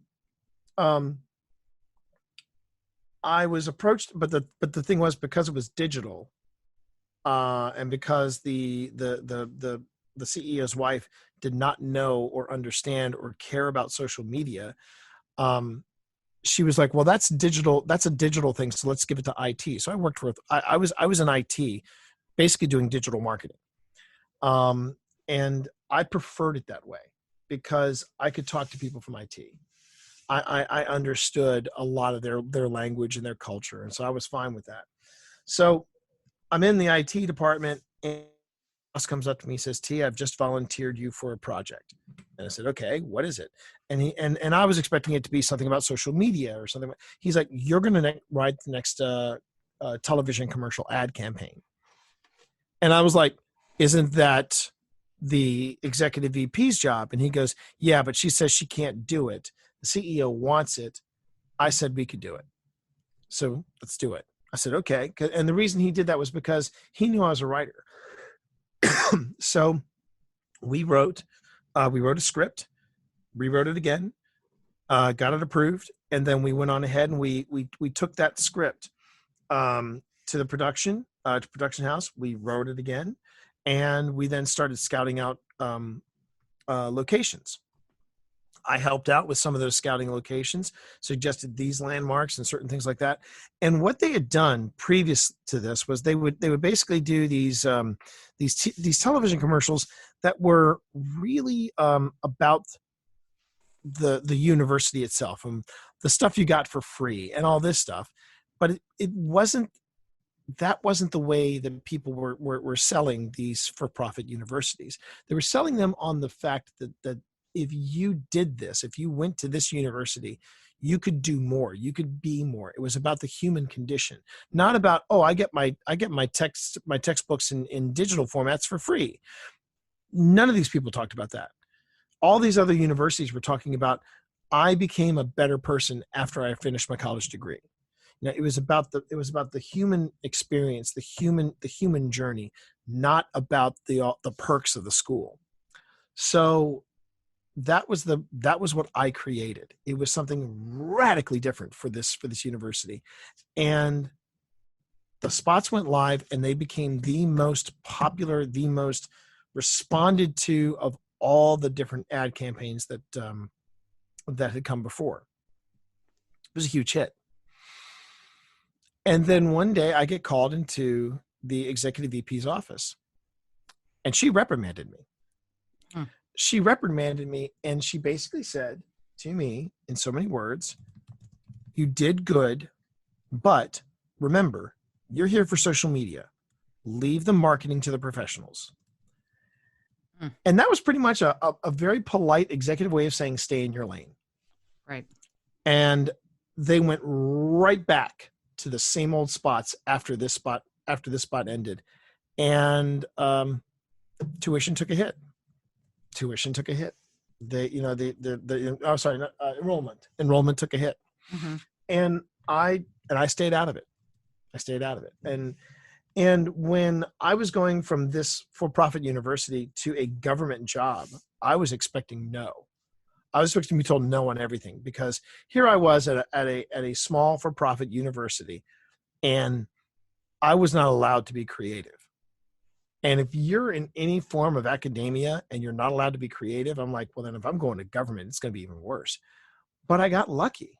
The gentleman that ran Code.gov, a guy by the name of Alvin Salehi, he was on it. He actually hired me. He told me later he hired me because he kind of caught me off guard during my interview. He said, I understand you edit video. And I said, well, I do on the side. Yeah, I do some casual video editing and some video work. He goes, do you have anything you could show us? And I kind of went into a panic, because if I had known to prepare video, I would have.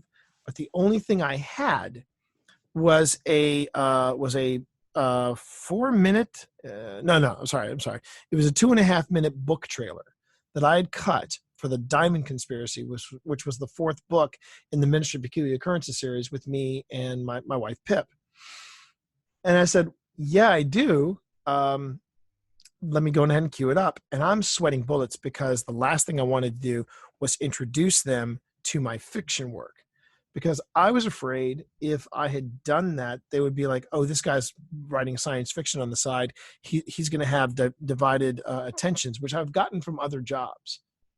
People honestly thought I was going to quit after I published my first book. And I was like, no, I'm still going to hold my job, because I'm not getting rich off the books. But thank you for your vote of confidence. But yeah, I actually had somebody say, I mentioned someone, hey, I finished the final deadline on my book, and they go, oh, well, I'm glad that distraction is done. So yeah, so I was expecting that, and I thought I'm going to lose the job because of this. But they were riveted. And I remember Salehi looked up from my laptop and said, you edited this? I said, I wrote it, I edited it, I shot it, I did all the production on it. And I got the actors together and everything. And he said, that was when you sealed it. You nailed it. And we said, this is the guy we want. And he basically said, we want you to do more video work for us. We want you to build us a video portfolio. And I did that. I had made a hype video for Code.gov. We did a hack day for GW. I did a little highlights reel that was about 3 minutes long. I started doing these little video streams from the top of the GSA building, and I called them Roof Talks. And then, because of the Roof Talks and their popularity, I started doing this little video series called Rooftop Recommendations. And again, I didn't have to pitch this. They just wanted me to throw it at the wall and saw if it stuck, and they gave me full creative reign. My project manager loved Rooftop Recommendations. And what I would do is I would go up to the top of the GSA building. I'd have Washington, D.C. behind me, and I did a little brief intro and a brief outro about Code.gov, mm-hmm. and about whatever project we were going to be talking about in that rooftop recommendation. Then there was 1-minute segment about it, what it did, where you could find it, and then the outro segment would be just a simple little, this is what we are at Code.gov. This is your code. It's America's code. And we encourage you to come and be a part of what we do. From all of us here at Code.gov, code on. And everybody loved it. And it was that, and Alvin Salehi said to me on his retirement party, he said, hiring you was the smartest thing I did, because I needed somebody to just be able to go in that creative direction. And he got it. He understood that if you hire the right people, and you hire the people that aren't waiting for the nudge to move forward, but if they're just saying, hey, I've got an idea, let them run with it. And if it fails, it fails. But there's always lessons learned in a failure, and there are also good and bad failures. And most of the time, I think what people are afraid of with creatives in the professional industry is that they're worried that they're going to go off on the rails on something and make the corporations look bad. But really, creatives are going to be the last people to do that because they know what boundaries to work in. I see this a lot in social media. A perfect example of where creativity really worked well was with Campbell's.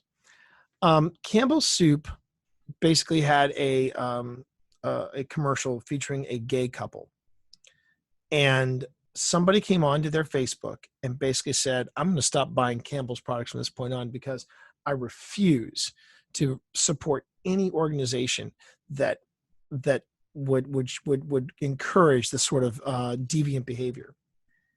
And the person from Campbell's got back on and said, "We understand and respect your position, but just want you to know you're here so that when you're ready to warm that cold black heart of yours, know that there's a can of warm cream of tomato soup from Campbell's just waiting for you to enjoy. And then maybe when it'll even restore part of your soul, we know it's still there and we want to help you find it." Now, maybe some execs would have thought that would be pushing the boat a little too far out, but that was Campbell's doubling down, saying, "We see what this is, and this is the stance we're taking."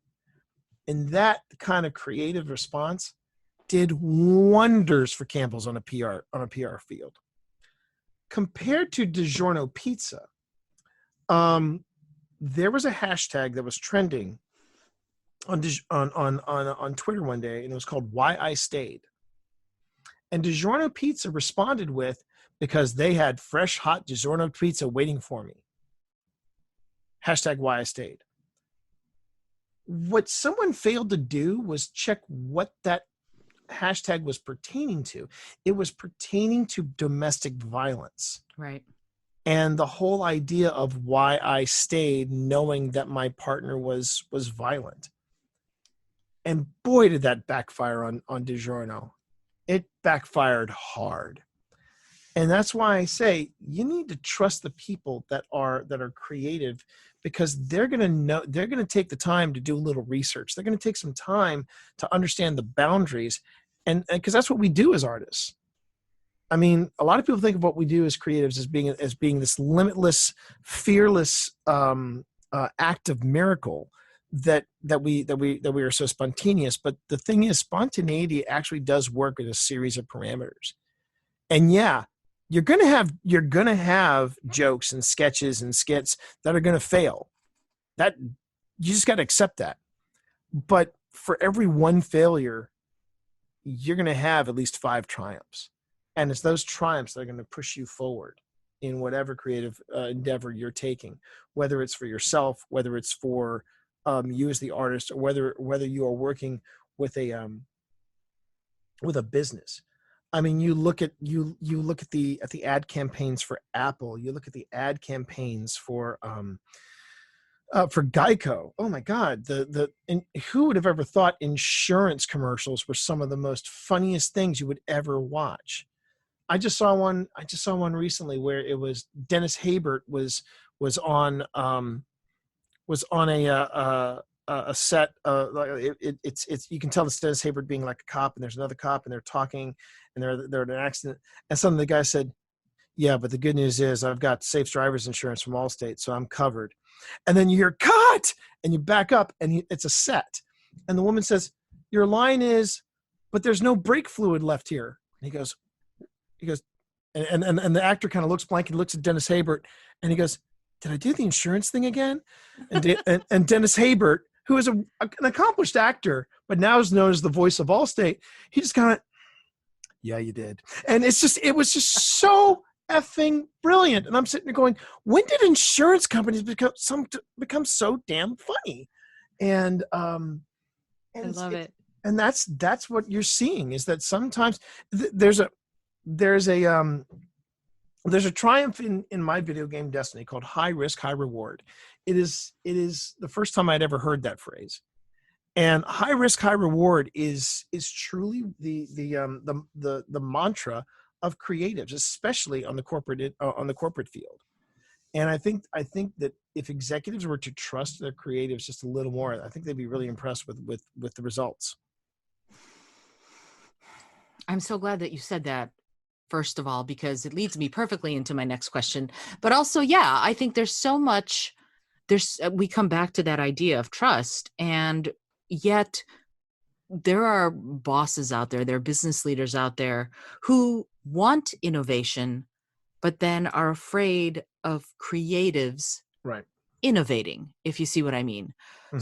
So you've done both and you continue to do both, be an innovator and also work in the business world.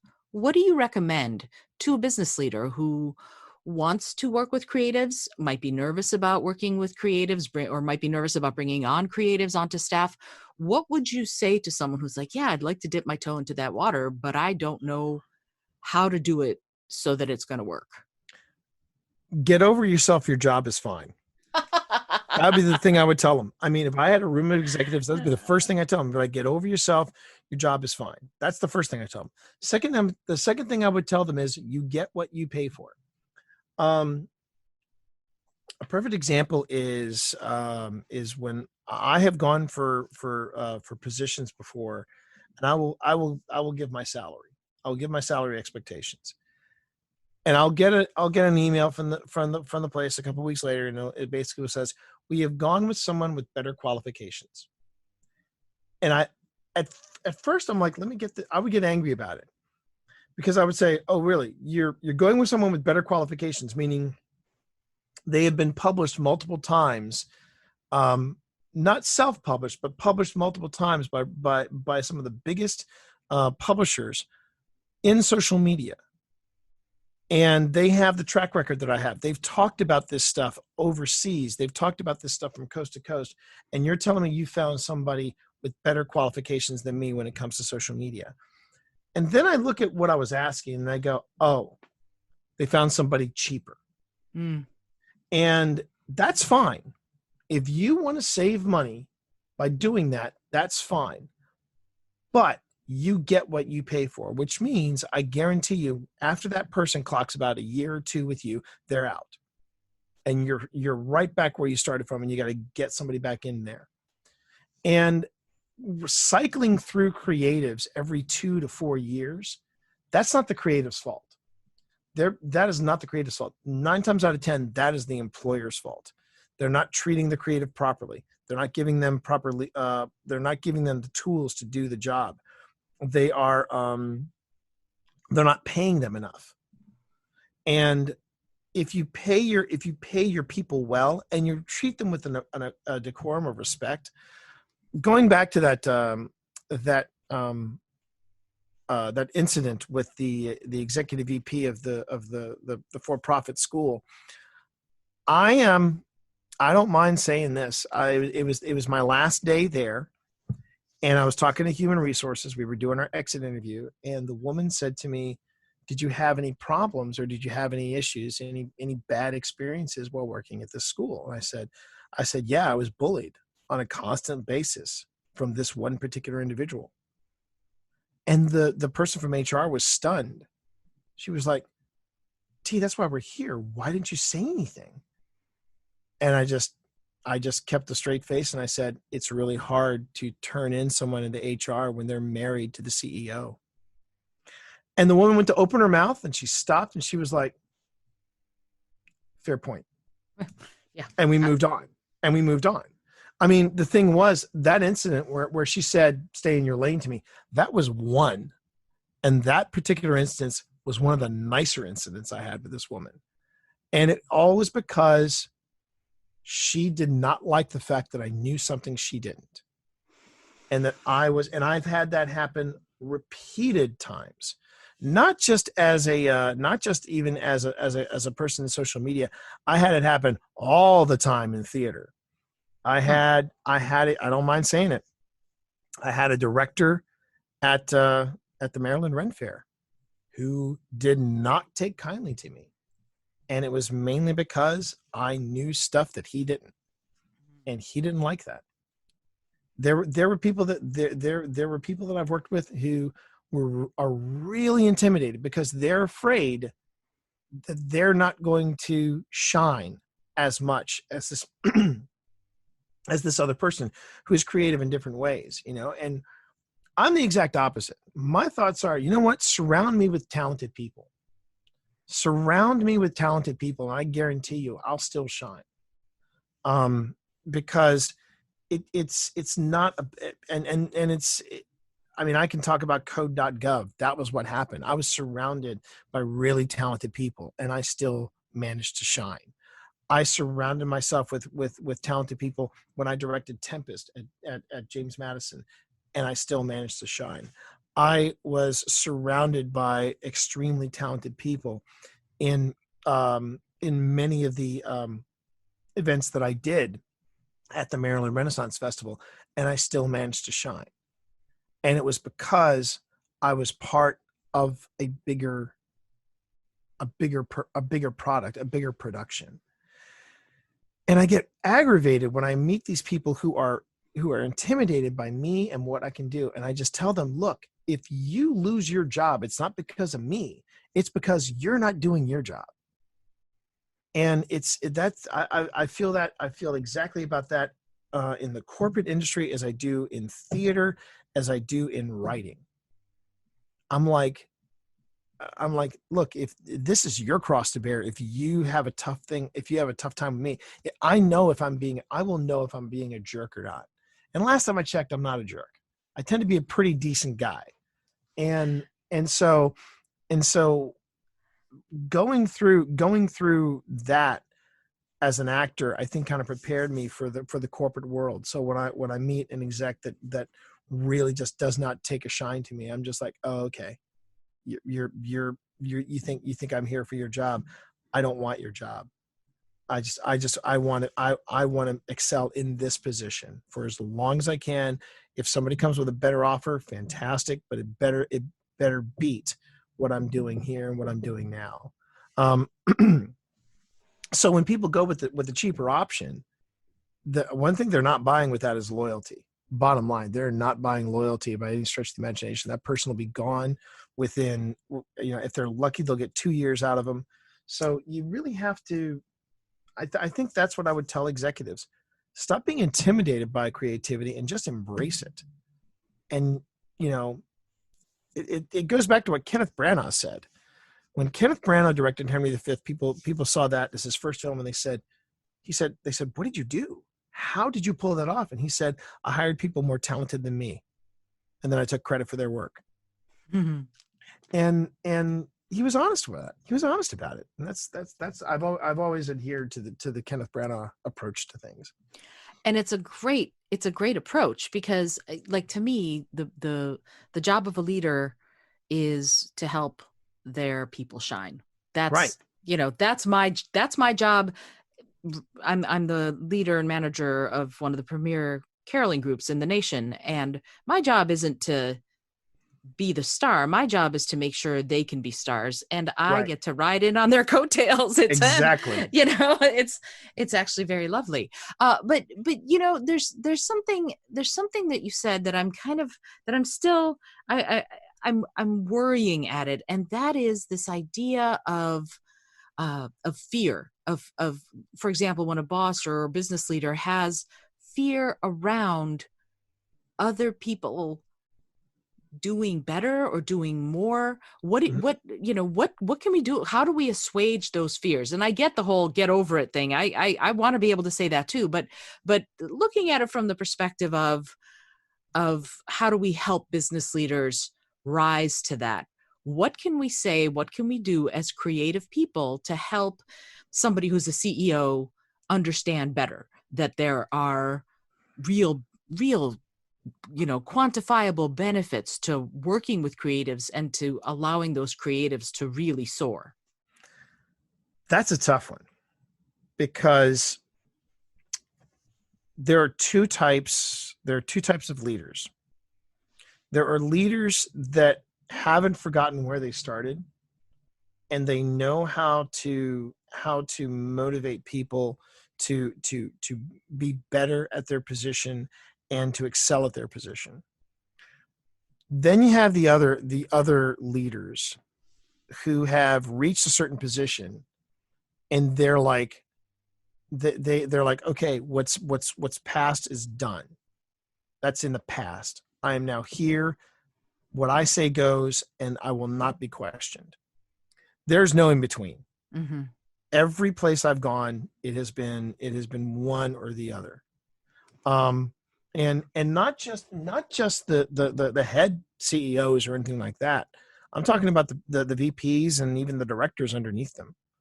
Those there are only two. There are two types of leaders, and I keep referring to code.gov and in a positive light, in that was, these were the leaders that I worked with that allowed me to thrive and excel at the for-profit university that I was working at. The EVP and to some extent the CEO really did not want to even talk to me about any of the options. Perfect example, the CEO had a podcast. The CEO had a podcast of his radio show, and it was a mess. It was a mess, not from a content standpoint, but from a technical standpoint. The listing on Apple was completely off. It was just it hadn't been updated. It was terrible show art. It was not representative of the podcast or the content, and it desperately needed to be updated. The other problem was that it wasn't found anywhere on the website. The only place you could find a reference to the podcast was on Apple. So if you wanted to find the podcast from the website, the main website, and this is the CEO's, this was the CEO's podcast. There were no links anywhere on the website that pointed to the podcast. And I went to my boss and I said, let me talk to him about it. And my boss said, absolutely, unequivocally, no. And I went, why? And he said, because it's his podcast and no one else is supposed to touch it. He knows best. And I just kind of stared at him. I said, let me get this straight. The guy who wrote Podcasting for Dummies is working for him. And I have 15 years, well, at that time, 10 years of experience doing podcasts. He's been podcasting for, I think they told me it started like 4 or 5 years ago. So I had 10 years of experience in podcasting. I had Podcasting for Dummies 3 editions under my belt. But this guy did not want me anywhere near his podcast. And that says a lot. Now, that being said, my VP was always encouraging me to try something different, always encouraging me. And he told me, he said, it's real simple. If you are good at your job, it makes me look good. So do what you do, T, and get the work done. I'm happy either way. That's the sign of a good leader. But when you run into, and the as creatives, it's really hard to navigate, because you may not know that there are people above you that are going to react the way I was talking about, and they're going to be set in their ways. And what's really frustrating is talking to those people and bringing the only thing I could recommend is bring facts to them, not creativity, but bring them facts. At my very first job as a social media go-to director, I was asked to help out this cybersecurity firm that I was working with. They were going to do a Facebook game, and it was based on an idea that I pitched to them. I was like, I got this idea while going to the Spy Museum. The idea was that it would be a Facebook game where you're playing a spy and you have to protect your identity, but you have to deal with hackers and phishers and keyloggers and all these different things. And the way you beat the game is you made it all the way to your destination by keeping your identity intact. And you could use some of our products along the way to help you. And everybody loved it. But then it got to sales. And they were like, well, instead of doing this, let's do this instead. Instead of being a spy, you're running the administration of a hospital. And I was like, a hospital? And I found out later it was because they were trying to use they were trying to get their product out to more people in the medical industry. So we went from doing a James Bond style adventure to you're working IT for a hospital. Already, I'm just like, you want people to play the game, right? You want it to be an interesting experience. Then they were like, okay, we're going to go with this vendor. And I went, okay, what can I bring to the table? Nothing. And they completely the salespeople shut me out completely. I said, oh, okay. So it had been my idea, and the only thing that remained of my idea was the fact that it was a Facebook game. That's about it. Oh, and you're protecting your identity. But you aren't protecting your identity. You're doing it now for the entire hospital. And then they said, okay, T, we still want you involved in the project, so we'll have you come on as a consultant, and you'll be there in our sales meetings. So, it's coming time. We're a month out. Has anybody seen any? And I ask, has anybody seen any upcoming stuff on the project on this Facebook game? Nope. Okay. 3 weeks before launch. Has anybody seen any prototypes for the game? Nope. 2 weeks before the launch. Oh my. We need to see some products before this game. They're saying they're working on it. 1 week before launch. Do we have anything? Well, we have outlines. I'm like, outlines? He's like, yeah, we're having outlines. They're wireframes of what people are going to do when they play the game. Can I see them? Sure. They didn't work on a Mac. Oh, no. I'm like, all right. So I went to my boss. I went to my immediate boss, and I just said, I'm just going to tell you this isn't going to work. And she said to me, and I quote, "You're too close to it, T. They'll make it work." And that's when I realized I had been spinning my wheels all this time. Yeah. So I stepped away from it. Launch date came. I saw someone from sales, and I said, so how did the game launch go? And I just saw his face just go red. And he said, well, we spent a lot of money on it. It didn't work. And I said, okay, so what's the vendor going to do? They said, we'll get back in this. The vendor said, we'll get back in touch with him. Like, oh, okay. Never heard a word from it after that. And that's where the failure to launch happens. Mm-hmm. is when people get so intimidated by creatives that they think their job, if one creative is threatening your job is already on shaky ground to begin with. And there's, I brought to them facts. We need to have prototypes. We need to have the look to see how the game is going to perform, and we can't do it the day before. But I kept getting dismissed. But at least I had the paper trail to say I was asking the right questions. Nobody else had answers for me, so it couldn't come back and fall into the creative lap that they did something wrong. It's in trying to talk to people that don't understand creatives or even understand the creative process. It's always going to be an uphill battle. And there's a moment where the patience is going to wear thin, and you basically have to brace for impact. But just make sure that you can cover yourself and your own bases so that you can say, I put these questions forward and never got an answer. So it's a rough skill. It's a rough skill. It is. And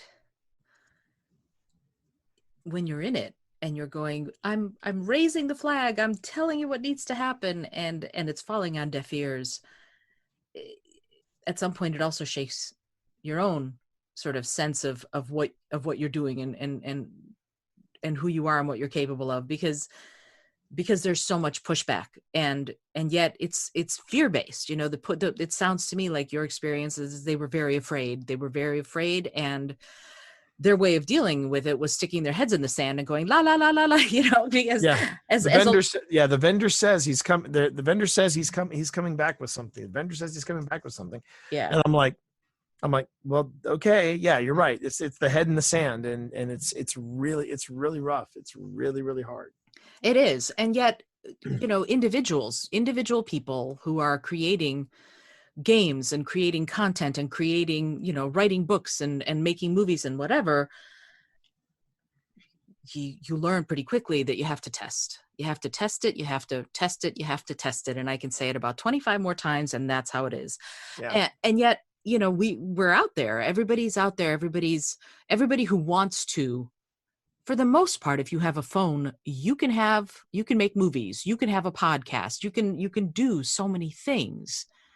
You can, as you put it, be an entertainer or a content creator. So I'm switching things around. What do we do as content creators in 2020?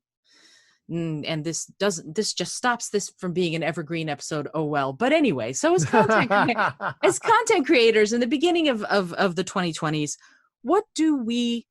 how do we do it? What is your recommendation as someone who's been doing social media for so long, who's written books on it? And I do still want to talk about social podcasting for dummies and Discord for dummies. I can't believe that we haven't even covered those yet. What do we do? What is the best way to do it? And what should the goal be? What does success look like as a content creator nowadays? Oh, wow. Well, what I was going to say is, initially the thing you need to tell yourself is don't let the bastards win. Don't let the bastards win. The success for content creation, I think, is when you have that magic moment. When you have that magic moment and you basically just, and this ties back to don't let the bastards win. Success is when, even if no one else acknowledges it, you're right. When you land that magic moment. Going back to the place that I just talked about, I actually think I can talk about this place because it no longer exists. Oh, okay. Yeah, this place was called Intersections, and they dealt with identity theft protection and things like that. And I remember we were working with a PR firm that was pretty ridiculous. I was on a call with them, and the self-proclaimed cybersecurity expert that worked at this PR firm was joking. She was chuckling about how she gave her 3-year-old, or was it her 4-year-old, basically gave her 3 or 4-year-old access to her phone, and the 3-year-old put a password on it. And she hadn't done that. She was like, I don't need a password on my phone. And I'm like, oh my God, and you're the cybersecurity expert. And it just dawned on me, though, all these new tech toys were coming out onto the market that year. And it made me wonder how many people don't know how certain things work on your phone or on that or whatever. How do you make this stuff secure? So I wrote a 3-part blog post about securing new tech for digital Christmas. And it ran all through the month of December. And we got picked up by PC Magazine. It got syndicated by PC Magazine. Biggest coup we had ever had. And the weird thing is that this PR firm was talking about all these places where we were mentioned. We talked about with, we got into the USA Today. We got here. We never saw it. We just got a slide with a bunch of headlines saying, "Oh yeah, it said that we appeared in these things on these dates." And I'm sitting there going, "Oh, media, why wasn't it about these dates?" And I said this repeatedly. Why didn't anybody tell me? Because I would have easily tweeted the articles that we were cited in. I found out later they were including advertisements. It wasn't interviews. It was advertisements they were citing. And I was like, wow, that is such a rope-a-dope that I can't even begin to describe that. And but when I had PC Magazine and they were syndicating my blog posts, that was tangible. I could actually say, here we are in PC Magazine. Boom. And it was because I took an idea and ran with it. Mhm. No one asked me to write an article on securing your digital tech for the holidays. I did that on my own. And I had everything cited. I had everything set out. I mean, continuing to push forward. When I was at another for-profit university, it was Halloween, and I remember I came dressed for Halloween, and I came dressed as one of the Knights of the Round Table from Monty Python. And I had even the rabbit on my arm. I had blood around the arm, and I had, I took a picture of myself, or somebody took a picture of me with the rabbit attached to my arm, and I was threatening with my sword. And I went on ahead and created a meme. And I said, that moment when you realize everything we know about medieval history comes from Monty Python. And I posted it with the APUS branding, with the university's branding, and it went viral. And my boss came back to me and said, I don't know what you did, but you need to do that again. And the reason why I branded it with our university was because we teach medieval history.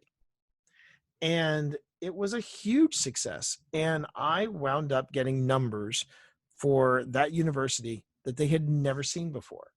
Again, it was because I stuck by my guns. From a creative perspective, I stuck by my guns, and I kept doing what I was doing because I believe I had that much self-esteem when it comes to me as a creative individual. So when I say don't let the bastards win, don't let them stomp the creativity out of you. When you find bosses that truly appreciate what you do, people like Alvin Salehi, they may be rare out there, but when you find them, you will push yourself creatively. And I did just that. And that's the thing that I think was probably the best thing about working at code.gov. It was just such a phenomenal positive experience because of that, because I was being encouraged to challenge myself. And that's what I mean by don't let the bastards win. Yes. I love it. I love it. No, I really do, because there is it feels weirdly like a battle. It feels weirdly no, it like is a battle. It is a battle. It is a battle. And it's frustrating because you can pin more times on when taking a creative chance works on the ones that fail. And the thing is, I think sometimes executives, higher ups, directors, managers, they tend to focus more on the failures and not look at the successes. And it's very frustrating. So yes, it is a battle, and it's a continuing battle, unfortunately. Yeah. And it is interesting because when we're out there and you did Monty Python, but it shows not only a creative part, but also a human part, a human part of this business, of that it's not just a company, that it's people, and creatives have a really unique perspective on that and can bring so much when they are allowed to. And I think that's something that Yeah. that when you work in collaboration with creatives, when creatives get to feel like their ideas are valued and valuable, then you can make all sorts of magic. Then it becomes an actual collaboration, which I think is incredible and can be so powerful and so effective. So I want to talk to you about something that is interesting to me, and I'd love to get your perspective on this. As writing yet the other book in the triumvirate of the For Dummies books that you've written, let me ask you about Discord. Discord is, from what I understand, I've only used it once, and that's not because I don't want to, but because it hasn't really been on my sphere. But I have started for the very first time. I am playing a Dungeons and Dragons like game online with Your Right. friend and mine, Mike Darty, is my game master, because I've never done it Okay. before. Right. We tried to use Discord as our game chat platform, and that's all I know it as. But you've written an entire book on it. So talk to me about Discord. What is it? How do we use it? How can creatives make use of this other new platform that can give you, it looks like, a real opportunity to collaborate? Yes, I think Discord is best described by the guy who was our technical editor, a guy by the name of Dan Finity. He's a guy I know from Twitch. And I got to know Discord through Twitch, Okay. because as a streamer, you basically cultivate your community beyond your and in between your streams by going onto Discord and continuing the conversation there. Mm-hmm. And so, um, and so, Discord, according to Dan Finity, he described it as Facebook for gamers. And when he said that, I totally understood what he meant. Because it is a discussion platform similar to Facebook, but you also have the audio aspect of it, and now you have video aspects of it. Whenever I do my gaming podcast, Happy Hour from the Tower, I'm using Discord to bring everybody in so we can have our discussion, and it's videoed, and we stream that video on to Discord, and it's all private and it's all secure.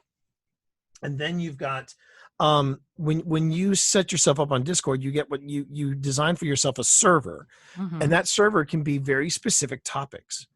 And you can have topics on food, you can have topics on movies, you can have topics on podcasts. You can give people a platform to where if they want to promote their stream or their podcast, they can do so as well.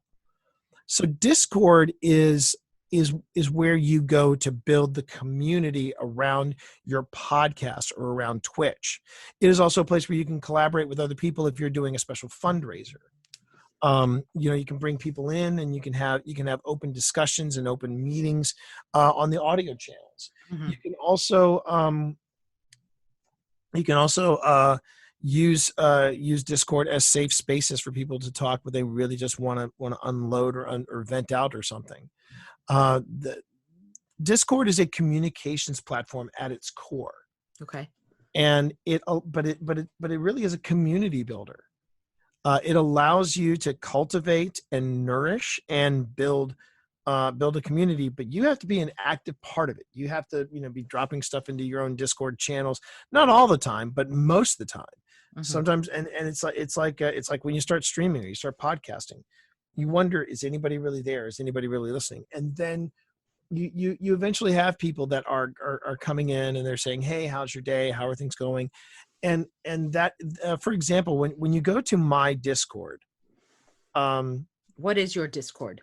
My Discord is T's Not So Secret Layer. That's what it's called, T's Not So Secret Layer.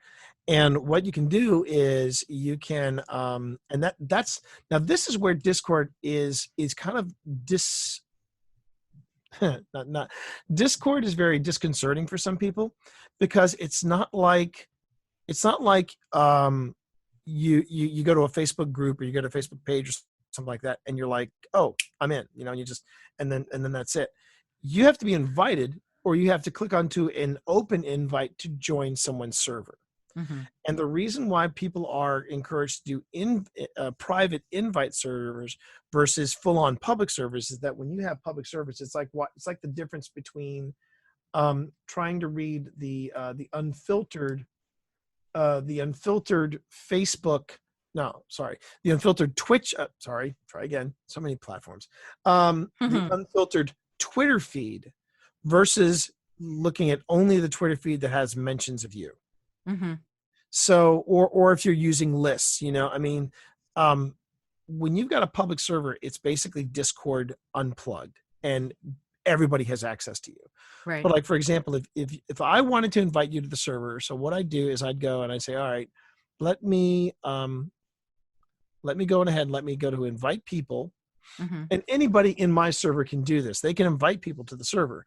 And during my stream, you'll see people, you'll see it in my stream window. It'll say, hey, join us in Discord. And then you click on the link. Or I can just go on ahead and I can say, yeah, create one. And then in your chat right now in Zoom, you go there, you click on that, and then that'll take you through the steps. The link that I just sent you Mhm. in your group chat for Zoom, that's the invite for Discord, Okay. and it's good for a day. Okay. But I can set it up to where they're good, till infinity.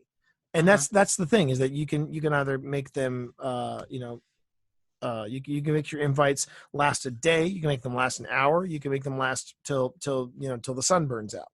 Uh-huh. But the idea is that you invite people to your server, they join, and then the stuff you can talk about on here ranges from everything to just general chit chat, to stuff for specifically for Twitch subs, stuff specifically for Destiny, since that's the one I play a lot. I have content tech, I have pet selfies, I have food, I have other games. So there are all these specific channels that Mhm. you create that open up for discussion. Mhm. And some are more active than others. And that's the thing, is that you go on these channels and you create content, but eventually the people in your stream will also be creating content for Discord as well. And they will start up their own conversations. And that's the thing, is that Discord is a platform where it can be based around your stream or your podcast or both. It can be based around a cause like Guardians Mental Health, or Gaming for Pits, or St. Jude, or Destiny. That there are all different kinds of Discord servers that are out there. There Streamlabs, which is a streaming software package that you get that will help you stream. Streamlabs does all their tech support through Discord. You join their Discord, you scroll down, you will more or less find what's the problem with your Streamlabs, and then that's it. It's all taken care of. So yeah, there's a lot of there's a Discord is a very promising platform. It was originally designed to provide comms, reliable, stable comms for video games. It has blossomed into something so much more. And people are now using it to do private classes. They're doing it for seminars. And and the Discord for Dummies book is exactly that was really for me. I wrote that for me. I wrote that because I wanted to go really deep into Discord and find out how to make it work. And so I wrote a book about it.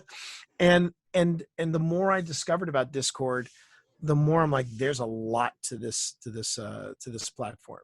And just like with Twitch and with podcasting, there's a lot of potential behind it. When going into it though, you have to think, okay, I am when I start this off, it's going to be very quiet. So Mhm. start from very humble beginnings, then slowly start building up on what you want to do. Okay. I mean, that's good advice. But here's the thing. Mm-hmm. One of the things that is fascinating me about everything that you're saying is it's about communication. It's about the back and forth between you and the people who are your fans or your subs, and then you follow other people and you're a fan and or perhaps a sub of things that they're doing, and Discord provides you a platform where you can all talk together. Is that a Right. fair assessment? Okay. So Yes. Yes. Yes. so what are some of the not so savory aspects of using that? Because that, like you said, it starts quiet, and I get that. Well, and you said also that these are younger people's platforms and that you should be ready for snark and things like that. What Oh yeah. happens Yeah. in the Yeah. times when it's not such a positive experience? What are the things that do happen, and what recourse does someone have if something not so positive happens on either Twitch or Discord? Like what do you do? What are the safety measures there? Well, again, I would say this for not just Discord or even Twitch, any platform, Mm-hmm. Mm-hmm. Facebook, Facebook, Twitter, so on. If you get someone that is spouting really negative talk, um, you can and Discord. Now I'll give Discord credit. Discord is very different from Facebook, Twitter, and others. Most of the other platforms that are out there now, granted, Twitter and Facebook have caught up to this, but at one time it was pretty much you either ban the person or you let them spew whatever it is they're spewing, Mm-hmm. whatever toxins they're spewing. Discord does it a little differently. Discord's like, okay, you know what,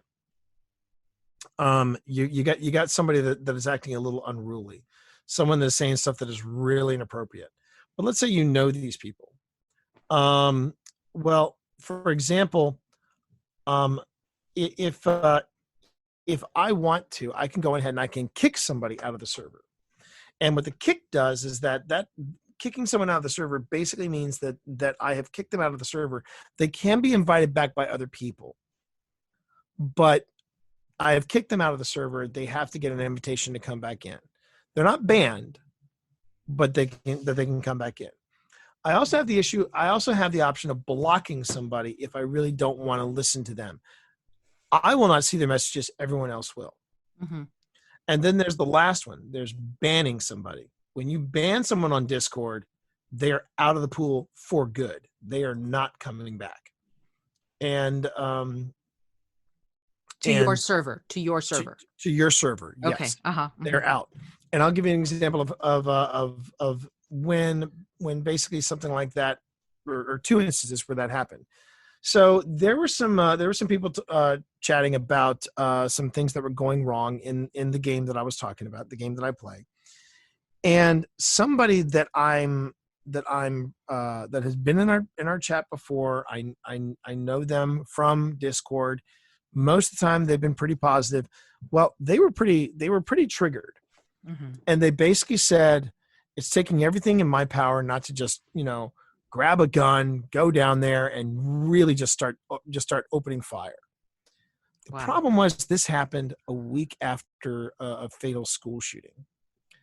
I immediately took down the post, talked to the guy privately, and said, "You cannot make those kind of statements on this channel. You cannot. I don't care about your First Amendment rights. This is my channel, my rules. If you don't like it, you can leave, but you cannot say stuff like that." And he apologized. He apologized to me, and he said he wouldn't let it happen again. I said, "Okay, you don't have to say anything on the stream. I'll take care of it." And then I posted a message in that thread that said, saying something like that is absolutely and positively out of play. That is not going to happen here, because we can't, that sort of thing, if it's said here, could be taken seriously. It could get me into trouble, but more to the point, it could get you in trouble. And I don't want to get anybody in trouble, especially here. And we had a good discussion about it, and everything was good. This is what you have to do. When it gets unsavory, you have to take a forward position and be the moderator. Take responsibility for your platform. Now, that was a situation that was bad, and we diffused it. Second situation I can talk about, because this happened just last week. My daughter is because my daughter knows Discord way better than an old man does. She is one of my moderators, and she banned someone from my server without telling me. That person came into my chat while I'm streaming live on my chat and said, I'm banned from Discord. I don't know why." And I said, "Wait, you're banned from Discord?" And he said, "Yeah, your server. I can't get into your server for some reason." And I nodded and said, "Okay."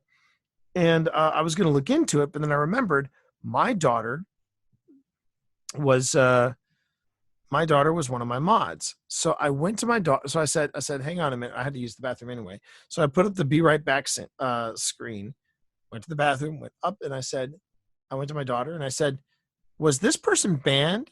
And she told me why. And I went, "Oh." I went back onto my stream and I said to the guy on my stream, I said, did you call my daughter an ungentlemanly term? That's the best way I could say it. I didn't want to repeat it, but I basically said, did you refer to my daughter in an unsavory, ungentlemanly way?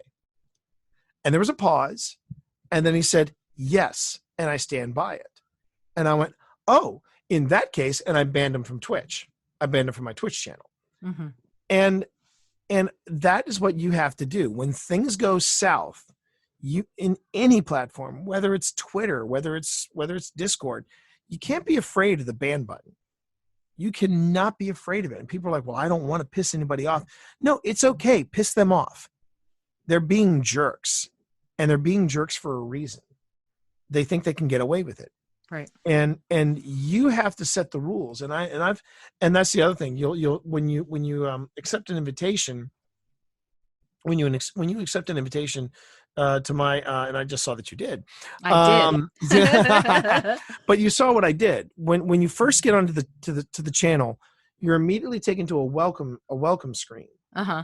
And then there's all these rules. And the rules are this, that. And then you say, okay, if you acknowledge all the rules by clicking onto the happy steampunk symbol, that then unlocks everything else in your in the Discord channel. Now, for some reason, I got to check this because you were supposed to be assigned a role, and that's something I've got to fix.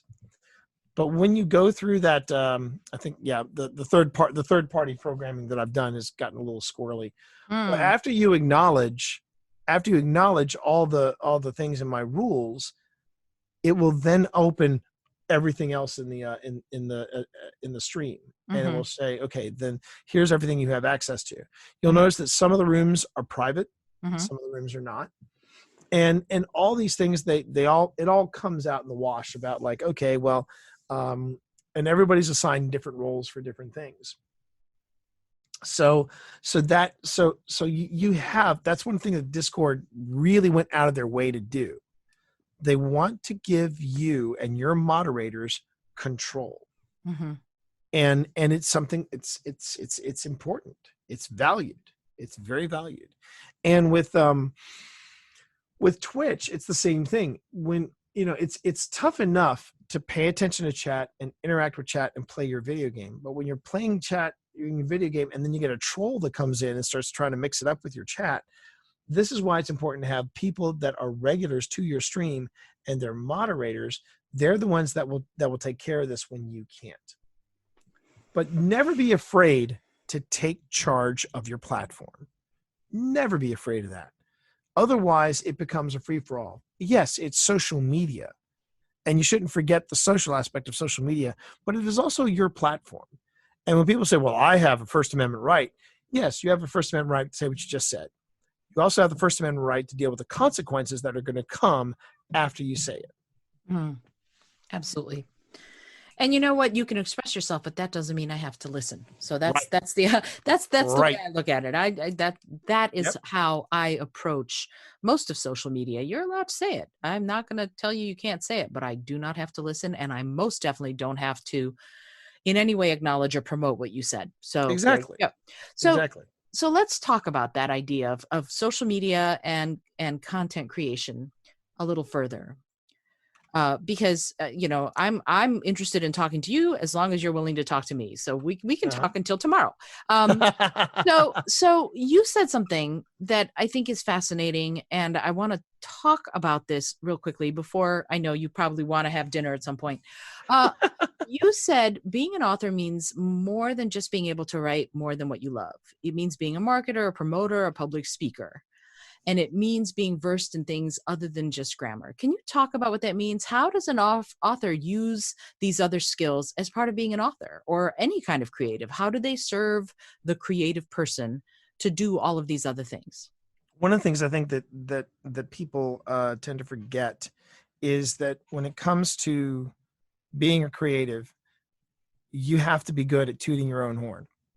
If you are not promoting yourself, if you are not putting out there that that you're about to go live on Twitch, that you got a new podcast up or anything like that, then you're pretty much going to be creative in a bubble.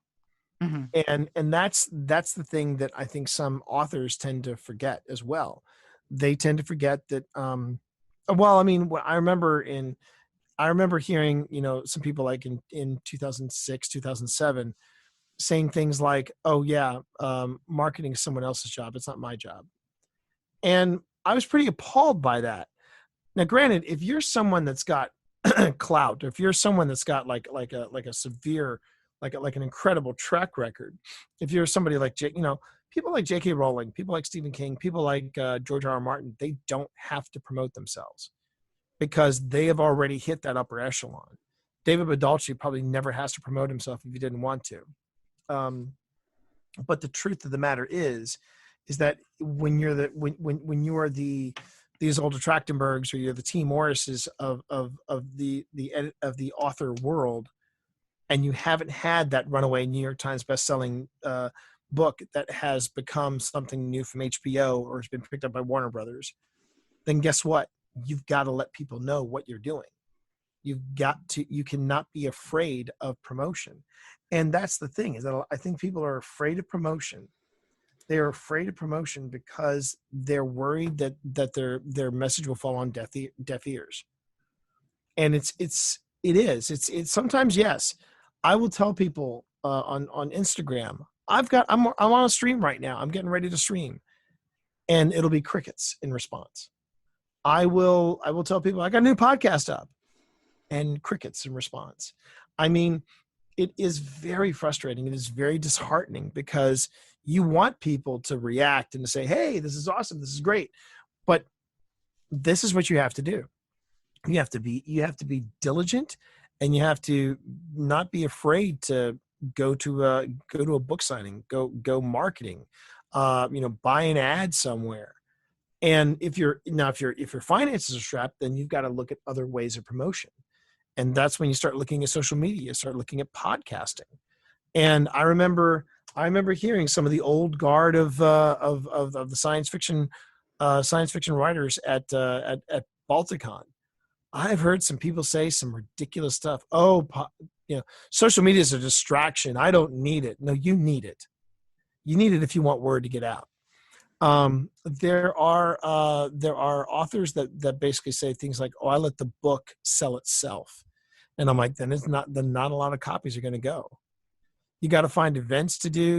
And that's that, particularly now in the COVID-19 world that we're in. You've got to be creative on letting people know when you've got books for sale. And like if I get rated by people, I always introduce myself. My name is T. You can call me T. You can call me T Macho. You can call me Twitch Dad. And I'm not a gamer that writes. I'm a writer that games. And I'm responsible for. And I have the books that I tend to be pushing, in particular Twitch and Discord for Dummies. I have them right next to where I game, so I can reach over and I can hold them up to the camera and let people know these are real books and they're on sale. And people like to say, "Oh, what are you promoting now?" And some people have said, "Yeah, T's a promotion machine." It's marketing 101. And You I cannot take you that as a cannot compliment. Yes, you should. No, you Yeah, should. absolutely. Because it's the same thing. When you have a new podcast up, I see the announcement. When you've got something new that you've been writing or working on, you have an announcement. And I really think that is the separation between a writer and being an author. A writer writes. An author is everything. They write, they promote, they let people know. And there's a fine line. I will say there is a fine line. I don't follow, as we've been saying in social media for writers, I don't follow Twitch accounts where every tweet is a promotion for their book. Hmm. That person doesn't get it. Now, on the other hand, if you've got one promotion for your book and then you've got four other tweets that basically is talking about your day, that's different. I realize you're actually taking an active role in this, and and and so I really think that you have to, you have to find the fine line between promotion and personality. but you do need to find that fine line, and you need to let people know, oh yeah, I'm doing, like, I'm doing this at this particular time, and you let people, continuously let people know, this is what I'm doing right now. This is what I'm doing right now. This is what I'm doing right now, because you can't rely on one platform to get the word out. For people to say, oh, well, I do it on Facebook. Well, yeah, it's great. But like, for example, what we talked about at the very beginning, when Virginia Living named me and Pip in this article, I put it on my Facebook author page. Then I put it later on my Facebook page, and then I put it on Twitter, and then I put it on Discord. I put it everywhere I could find where to put it, because that's what you do. You have to promote. And and if you're only using one platform or two platforms, you're missing out on a lot of other potential platforms where you can build a community, and where you can take your message to a wider audience. So that's what I meant by that. You have to make sure that you're constantly, not necessarily shilling yourself, but you're constantly looking for, how can I leverage this? In my case, Twitch. How can I leverage Twitch to help me out in my writing career? And I can tell you right now, I have sold more books on Twitch and Discord for Dummies and Podcasting for Dummies through Twitch, just because people are like, oh yeah, I want to support this guy, or I want to learn more about what he does, or I love steampunk, I want to read his stuff. And that point is well taken, because one of the things that, I'm not coming on you, T, but you're a very charming, very likable person, and you succeed. And the point for me is that you allow that to shine through in your work and in your promotion. Your promo comes across. Now, I know everybody has bad days, and there are days when you've stubbed your toe and you want to say wreckin', freckin', flirt, whatever it is. It does that's fine. But it seems to me that one of the other things, and you said this, the difference between promotion and personality. And I think personality, if it's authentic, it sells, and it's not selling when it sells, if that makes sense. And there are times where I do have to, you still have to police yourself, because eventually you will find, is this a hill I want to die on? Mm-hmm. Like, for example, there is, at the time of this recording, there's been a lot of backlash with J.K. Rowling and some of the things that she has expressed concerning transgender and transgender issues. Mm-hmm. And I have thoughts about it, both positive and negative. I have thoughts about it. And I'm like, okay, is that a mantle I want to pick up? Is that a hill I want to die on? And sometimes you just have to say, okay, you know what? I'm stepping away from this one. Mm-hmm. I'm stepping away from this one. And that's okay. You should be fine picking and choosing what it is you're going to address.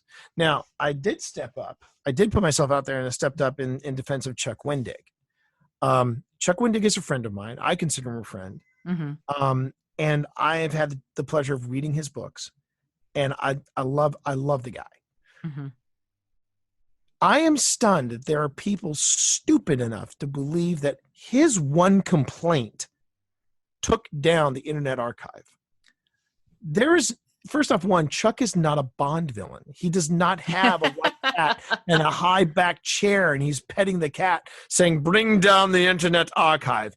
It was the publishers that do that.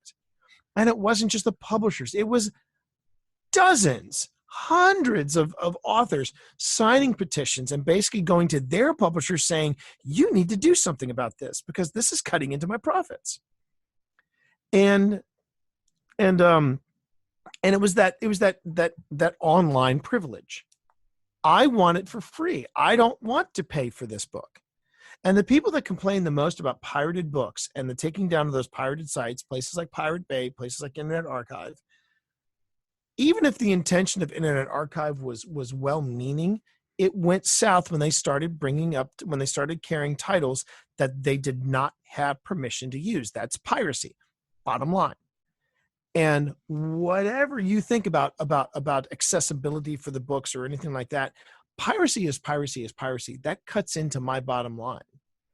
And I need to make sure that my kid is fed, and my wife is fed, and that there's a roof over our head. And book piracy cuts into that. Book piracy can also prevent books from getting sequels. So you can love a series, but if it gets pirated, chances are it is going to that series is going to die on a vine because nobody's buying the books. Mm-hmm. And again, when it comes to buying of said books, the people who pirate books probably won't pay for the books to begin with. Right. You know, that's a lost cause. I'm not insisting that these people, you know, if they really want my book, they can go in a library. And if it's on a wait list, then okay, get on a wait list. But, you know, the fact that there were people that honestly piled on to Chuck Wendig because they believed that he was solely responsible for the shutdown of the Internet Archive was ridiculous, and also smacked of internet privilege. I don't, if they're releasing this book, then it's out in the public and I deserve it. Yes, it is in the public, and you can have access to it, but you have to pay for it. But if you don't want to bother with buying the book, or if you don't want to bother with going to your local library and supporting your local library, then F you, you're not allowed, then F you, don't read the damn book. But if you think you're entitled to it just because a publisher says, yeah, we're going to print this, that doesn't make it yours.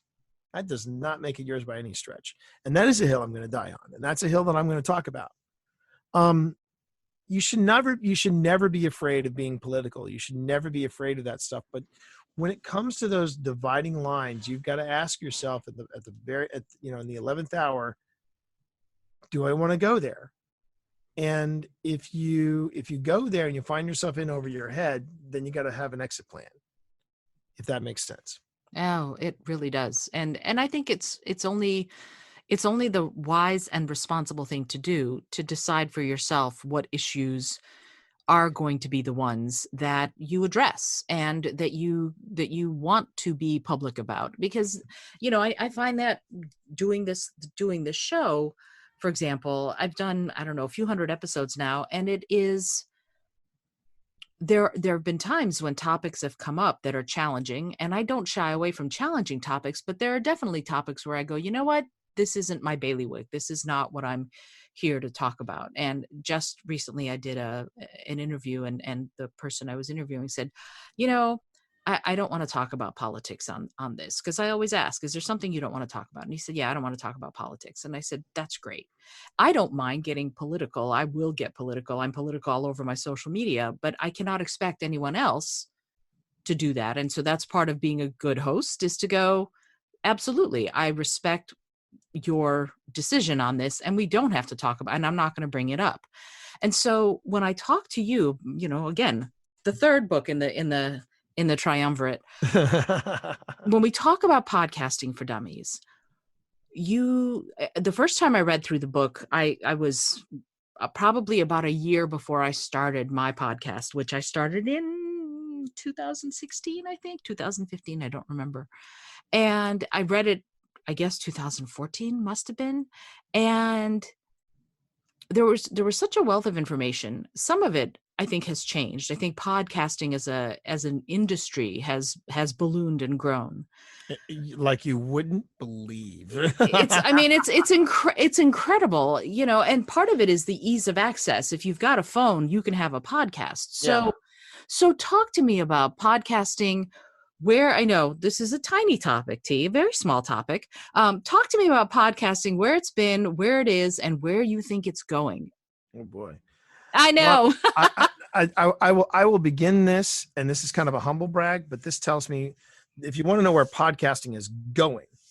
So first off, and I've been waxing nostalgic about this because Chuck Tomassi and I just finished preliminary work, about 4 weeks in advance on Podcasting for Dummies, the 4th edition.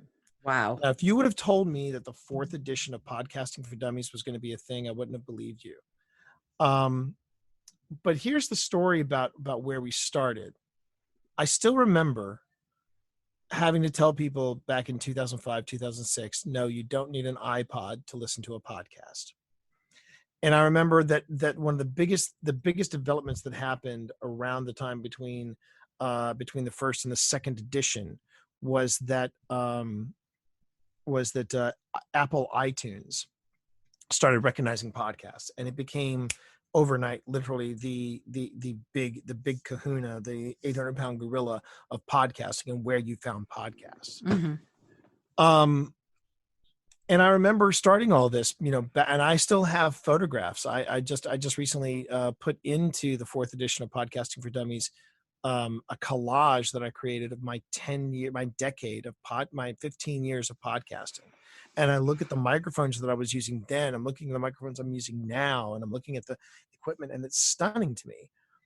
But what's equally stunning is this. So the first edition was in 2006. The second edition was in 2008. Fast forward to 2015. And there has been no expression whatsoever of anything of a new edition or anything like that. Nothing whatsoever. Wow. And then I get a royalty check for Podcasting for Dummies. It's 2015 and I get a royalty check, and I'm like, I haven't seen one of these in like 4 or 5 years. I don't think twice about it. Now it's 2016 and I get another paycheck. This one is double the size.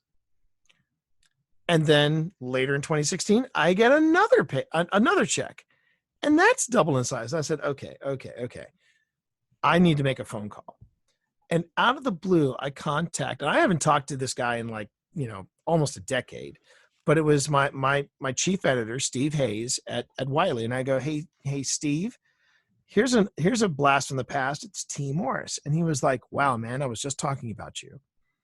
And I said, is it about Podcasting for Dummies? He's like, yeah, we're getting a spike in sales. And I said, dude, the book is over a decade old. We need to give it a new edition. He's like, yes, we do. So while the third edition, so basically we went 2006, 2008, 2017. Wow. Nearly 10 years. And that was me and Chuck were pretty honest about it. It wasn't a second edition, a third edition. It was a major rewrite. Sure. And we gutted that thing. But the funny thing was that in the third edition of Podcasting for Dummies, we said, we actually have a little call out that basically says, just because you're on Twitch doesn't mean you're podcasting.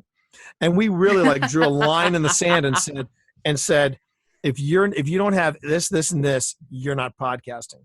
Now in the fourth edition, we basically have an entire chapter dedicated to streaming going, yeah, okay, we know we said this, mea culpa, mea culpa, mea culpa. But here's the thing. Before we even signed on the fourth edition, and this is the humble brag, Steve said to us, we have not seen a renaissance in a title like Podcasting for Dummies and its third edition in the history of Wiley Publishing. Wow. And this is a history that goes all the way back to the freaking 80s. These guys, when they first came out, it was a big deal. And they are still considered when it comes, when you hear people say they're part of culture, they people say, hey, have you got such and such for dummies? It's just, and you want to throw in for dummies, because that's where, if there's a book out, chances are there's a dummies book out about it. Right. And so yeah, when they said that this had a massive renaissance they have never seen in the history of the publisher, I was blown away by that. Absolutely blown away by that. So yeah, I didn't know what to say, except yes, we would love to do a fourth edition of podcasting. And what I see with podcasting is that podcasting continues to reinvent itself. Mm-hmm. I mean, I still believe that if you were to say what is a podcast, I would say, well, there's got to be an RSS feed, there's got to be some type of media, and there's got to be a delivery system in which you distribute it. And that is still the case. But now, instead of listening on your computer, now you can listen on your phone, you can listen on your iPad. One of the other things I've noticed, though, is that now the line between podcasting and streaming it's almost paper. It's barely there. Mm-hmm. I mean, now Spotify. I mean, I didn't think anything could get bigger than Apple Podcasts, right? You know, Apple acknowledging podcasts and actually having an app for it. And then Spotify says, "Oh, you want to have your podcast? Yeah, sure, come on." You can only have now. One thing they did say was like, you can't have any video episodes. It's got to be all audio. But I'm like, I'll take it. I will gladly take it, because doing video podcasting is a chore. We said that in the second and the third edition. It is a chore because of the size of the files. But now with streaming, you can still say, yeah, I'm podcasting, because now you're recording the podcast, and it'll be available in audio, in an edited audio form, or you can watch the live stream, right, and replay. And I'm seeing podcasting like reinvent itself now. It's now becoming a kissing cousin of streaming. And it's really the other way around. Streaming was super dicey, I remember, back in the internet days. But, you know, podcasting, I think, really helped streaming sort of come into its own. And I also see where at one time it was a punchline in a joke. You know, people would say, I remember this from the newsroom, and I was like, well, it's advancement, sort of. It was in the Aaron Sorkin show, The Newsroom. Oh yeah, with Jeff Daniels. Yes. Daniels. I mean, I love that show, but I remember flinching a bit when Jane Fonda, who owns the network, said, "You better rein Will in, otherwise he'll be hosting his own podcast."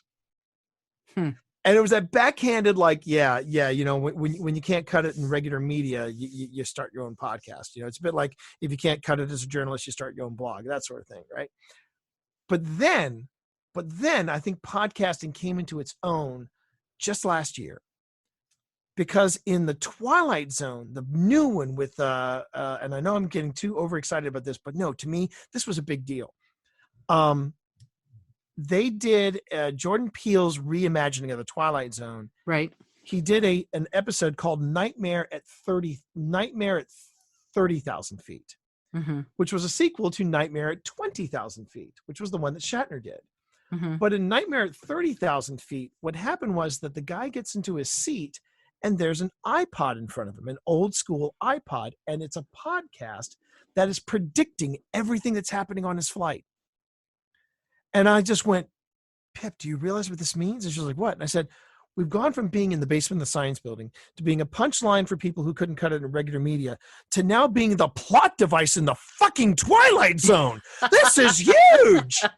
And I love that. I love the fact that evolution has taken place.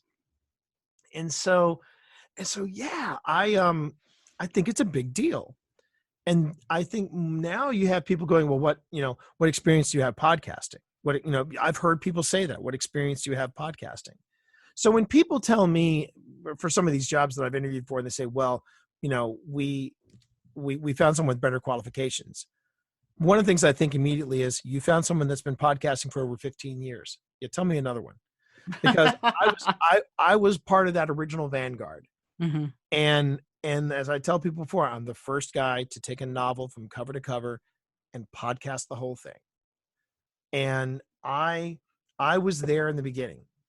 And you're not going to tell me, because I've had that happen. But I will say it's also worked in my favor as well. I've had someone say to me, so you're a podcaster? And I said, yeah. And he goes, and the guy says, I podcast as well. And I said, really? How long have you been podcasting? And he went, now this was 2015. He said, well, I've been podcasting a long time. I've been podcasting since 2011. And I went, really? That's amazing. And he goes, when did you start podcasting? I went, 2005. And the guy double taked. He was like, you were podcasting in 2005? I said, yeah. And I'm one of the authors of Podcasting for Dummies. And the guy reaches into his pocket, pulls out a card and goes, "Would you like to come and speak at our multimedia event?" And I took his card and I said, "I'll get back to you." So My people will get back to you. yeah. I think I might have said that, but I did wind up speaking at the event, and it wasn't a bad event, but it was funny how that turned around very quickly. Yeah. And so yeah, I think that the future of podcast, the only thing that I have a real problem with is how some people try to rewrite podcasting history. And there was a Wired article that came out in like 2016, 2017. And they were Wired magazine was talking about the sudden popularity of podcast fiction. And I went, beg your pardon? And in this interview, the creators of Welcome to Night Vale said no one was doing what we were doing the way we were doing it when we started. And I was shocked because they started podcasting in 2010. And I went, and then the thread started on Facebook. And I stayed out of it, but it was brutal. There were people mentioning my name, Mark Jeffrey's name, Scott Sigler's name, JC Hutchins, Mur Lafferty. I mean, it got ugly. So I wrote a counter article that appeared on Tor.com, and it was saying, it said, I called it The Road to Night Vale. And I basically said, okay, so Welcome to Night Vale went on record saying this, but I got news for you. I've put together an infographic of all of 500 podcasts 100 podcasts that were online before 2010, fiction podcasts, and it just went on and on and on and on and on, and that was an edited list. I couldn't do it all because I was running out of time, and so yeah, there's this myth that apparently if it didn't happen before 2010, it didn't happen at all, and I this is why I'm glad that we're putting out the 4th edition of Podcasting for Dummies, so we can say this is the history. This is not just the history. This is the past. This is the present, and here, and then we're looking ahead to the future. And much like with streaming, I think the future is limitless. And some people would say streaming has overtaken podcasting. We don't need podcasting anymore, but I disagree because I'm looking at Twitter right now because something caught my eye. Twitter was currently trending on Twitter again at the time of this recording is DDoS, and it turns out that right now the United States is getting hit with a massive DDoS attack, and it has taken down Instagram, Facebook, T-Mobile, Verizon, and Twitch. But podcasting is still going to be happening because that is time-shifted media. You're not reliant on the internet being up and running. You can put that episode up at any time. But and that's why I still think there's a place for this sort of thing. And this is why you need to you really need to be up on it. You need to be up on your technology. And you need to know that this is that why stuff like this is still needed, because if you're reliant on streaming technology and real-time technology, and then something like this happens, you kind of find yourself in a boat without a rudder. And there's it never hurts. It never hurts to have a backup plan, and podcasting will always be there. And I think it still has a very essential place, and not only providing online content, but also in a broad skill set for anyone involved with social media and anyone in communications. And I have drawn from my music background, my theater background, and my communications background, all because of podcasting. And as much as I owe to Rafe, I owe the same to podcasting. And it's interesting because it seems like they all make one braid, they all weave into one another. And that to me is what creativity is all about, is that you will draw on many different aspects of who you are and what interests you and what fascinates you and what you're good at and what you want to be good at in order to create. And I love that about people I speak with who are creative in nature, because they're not afraid of that. Hmm. They're not afraid of it. And so I want to talk about something, because as I said, I know you have dinner to get to, but you can never leave, T. You can never Right. know. Yeah, I know. Um, This. I've had some interviews, but well, I mean, this is us. I mean, yeah, this happens in real life, and we've been catching. I know this has also been a catch up, and there's I been a know. lot of things. We're cramming a lot into this interview, so It's true. whether Well, whether it's a part one, part two, or the continuing series, I totally get it. I totally get it. yeah, we're going to have to do this again for sure. Oh, we But definitely will. Yeah. But I want to talk about the content creators package. You mentioned it right before we went on, and I want to hear about what it is. And I've already claimed this one, but I want you to, if you wouldn't mind, tell a little bit about what the content creators package is, and also what Create With Me is. What is that, so that people who want it can take advantage of it?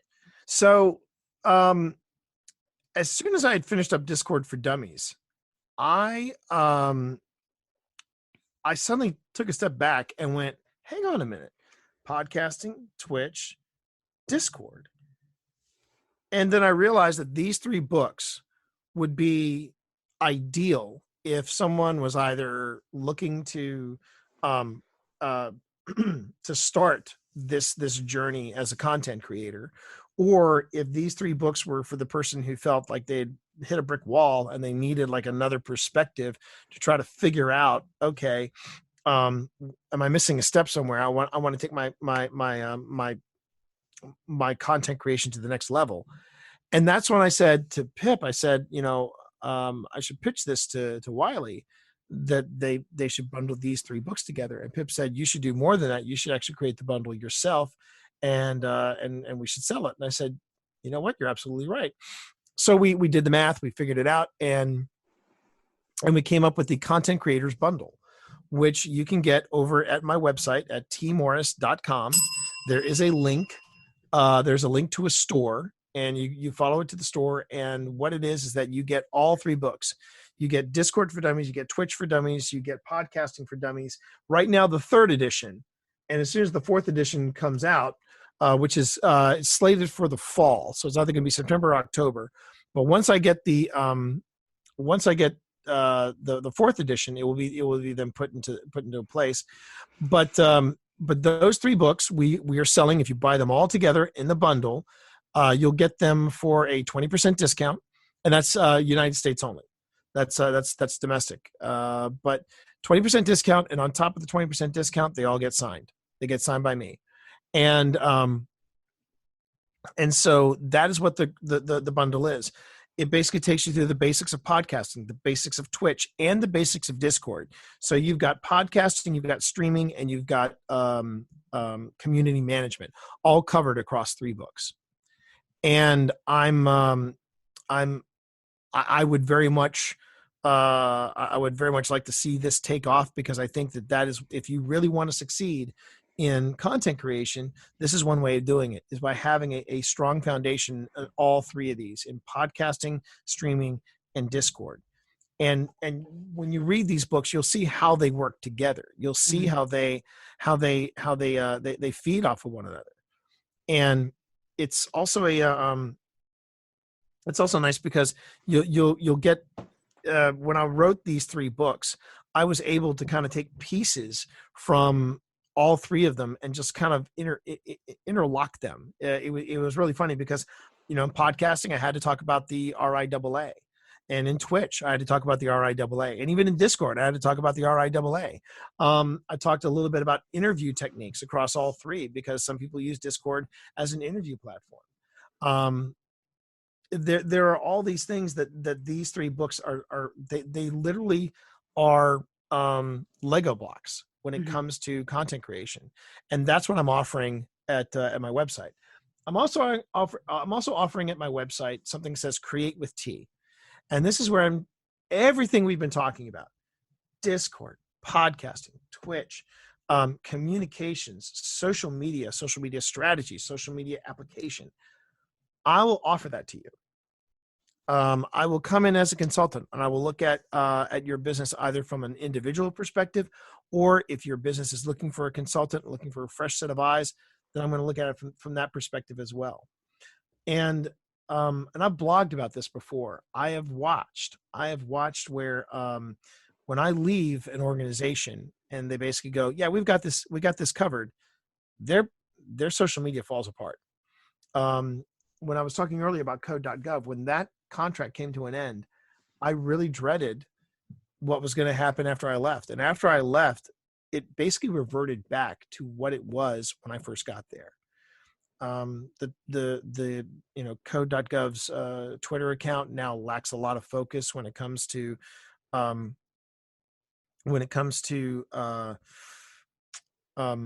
talking about open source projects. The blog they had, I had them blogging twice a week. It now blogs, if they're lucky, once a month.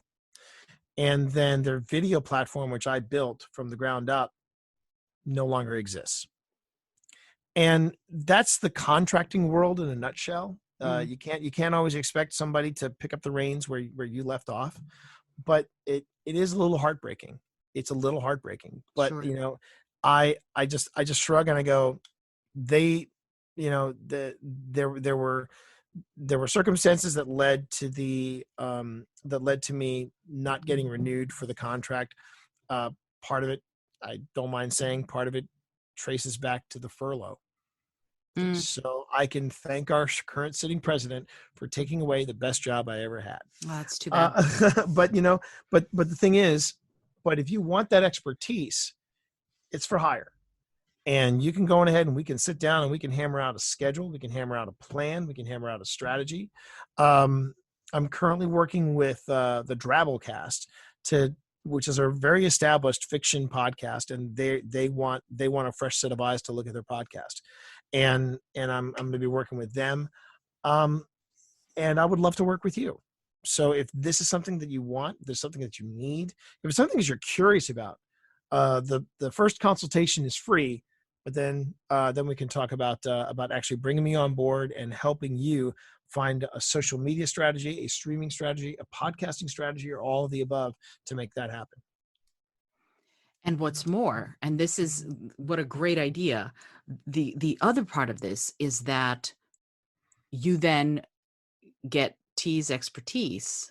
And I sound like a commercial, but I don't, it's not that I am not getting any kickback for this. No, the thing is that consistency. Checks in the mail. That's right. That's IZOL. No. I know how to spell it. I got this. I know you do. No, but it's so important to note that when you work with someone like T, who knows the stuff inside and out, that he gives you the tools, but you've got to do the work. In other words, consistency is queen, and you've got to be consistent. So if you work with T and he develops this with you and gives it to you and says, okay, now go do it, you got to do the work.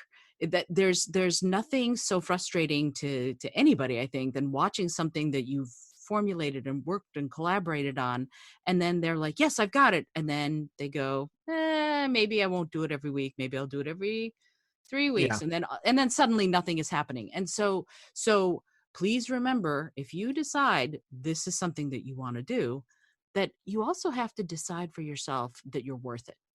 This is something that I find so often happens is, oh yeah, no. And then there's a disconnect there, So when you're working with people, T, how do you help them maintain that consistency? What do you do to give them the tools to be able to say, okay, we decided biweekly or once a week, whatever. How can they maintain that? I try to give them an easy schedule to follow. And when I say an easy schedule to follow, I go, let's concentrate first on 3 platforms. And then when you go beyond that, when you're ready to go beyond that, okay, we'll go beyond that. We'll try 4 platforms. And they slowly start to build on what they want to do. The last thing I would do with any client would be to say, okay, let's dive in deep. We're going to have a podcast. We're going to have a stream. We're going to get on LinkedIn, YouTube, Facebook, Twitter, Instagram, boom, boom, all this stuff. Right. And then they get overwhelmed. I have brought in people in the past. I brought in both as a consultant and as an individual. When I was working with a company, I would always say, well, let's start with the big three. Let's start with the big three platforms first, and then we'll branch out into four. Then we'll branch out into five. And I slowly built on that as much as I could.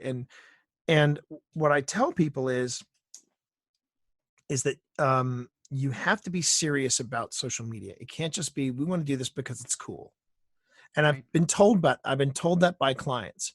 I've been told that I remember I actually talked somebody out of a podcast. And when they said, they said, well, we want to do a podcast. Like, that's great. What do you want to do the podcast on? And they said, we just want to do a podcast because it's cool. And I said, okay, well, let's stop here. What do you want to do in the end? What do you want to do in the long run? And they said, well, I want to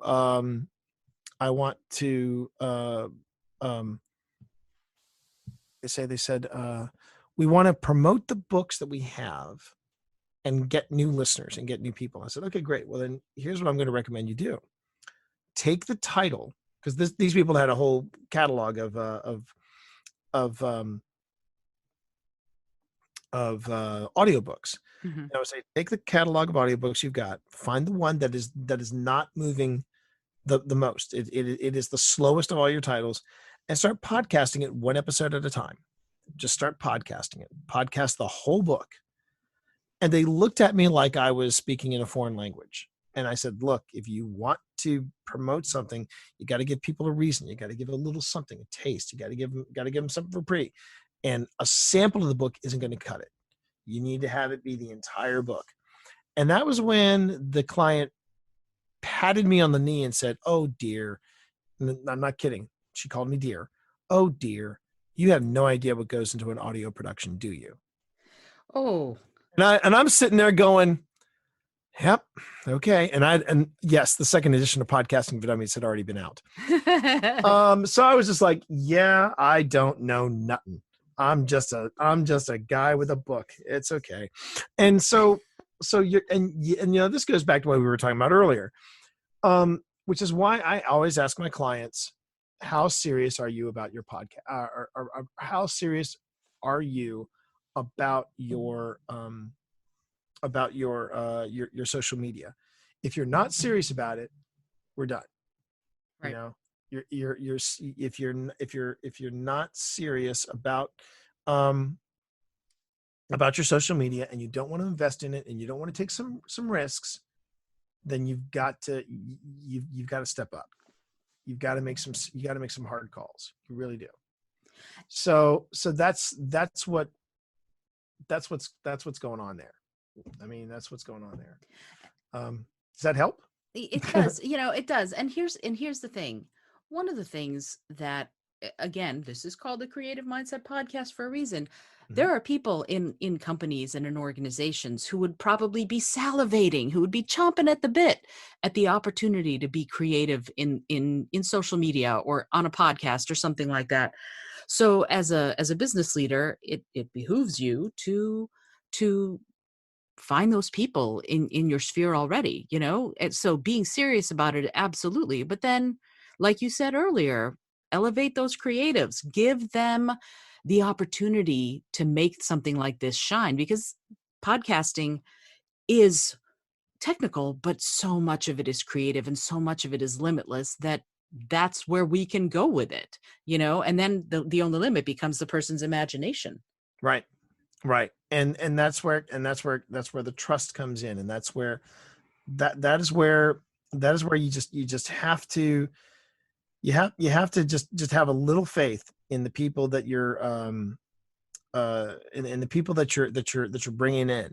And if you have, like I said, when it comes to creating with me, I'm not going to overwhelm you with, you have to do this and you have to do that.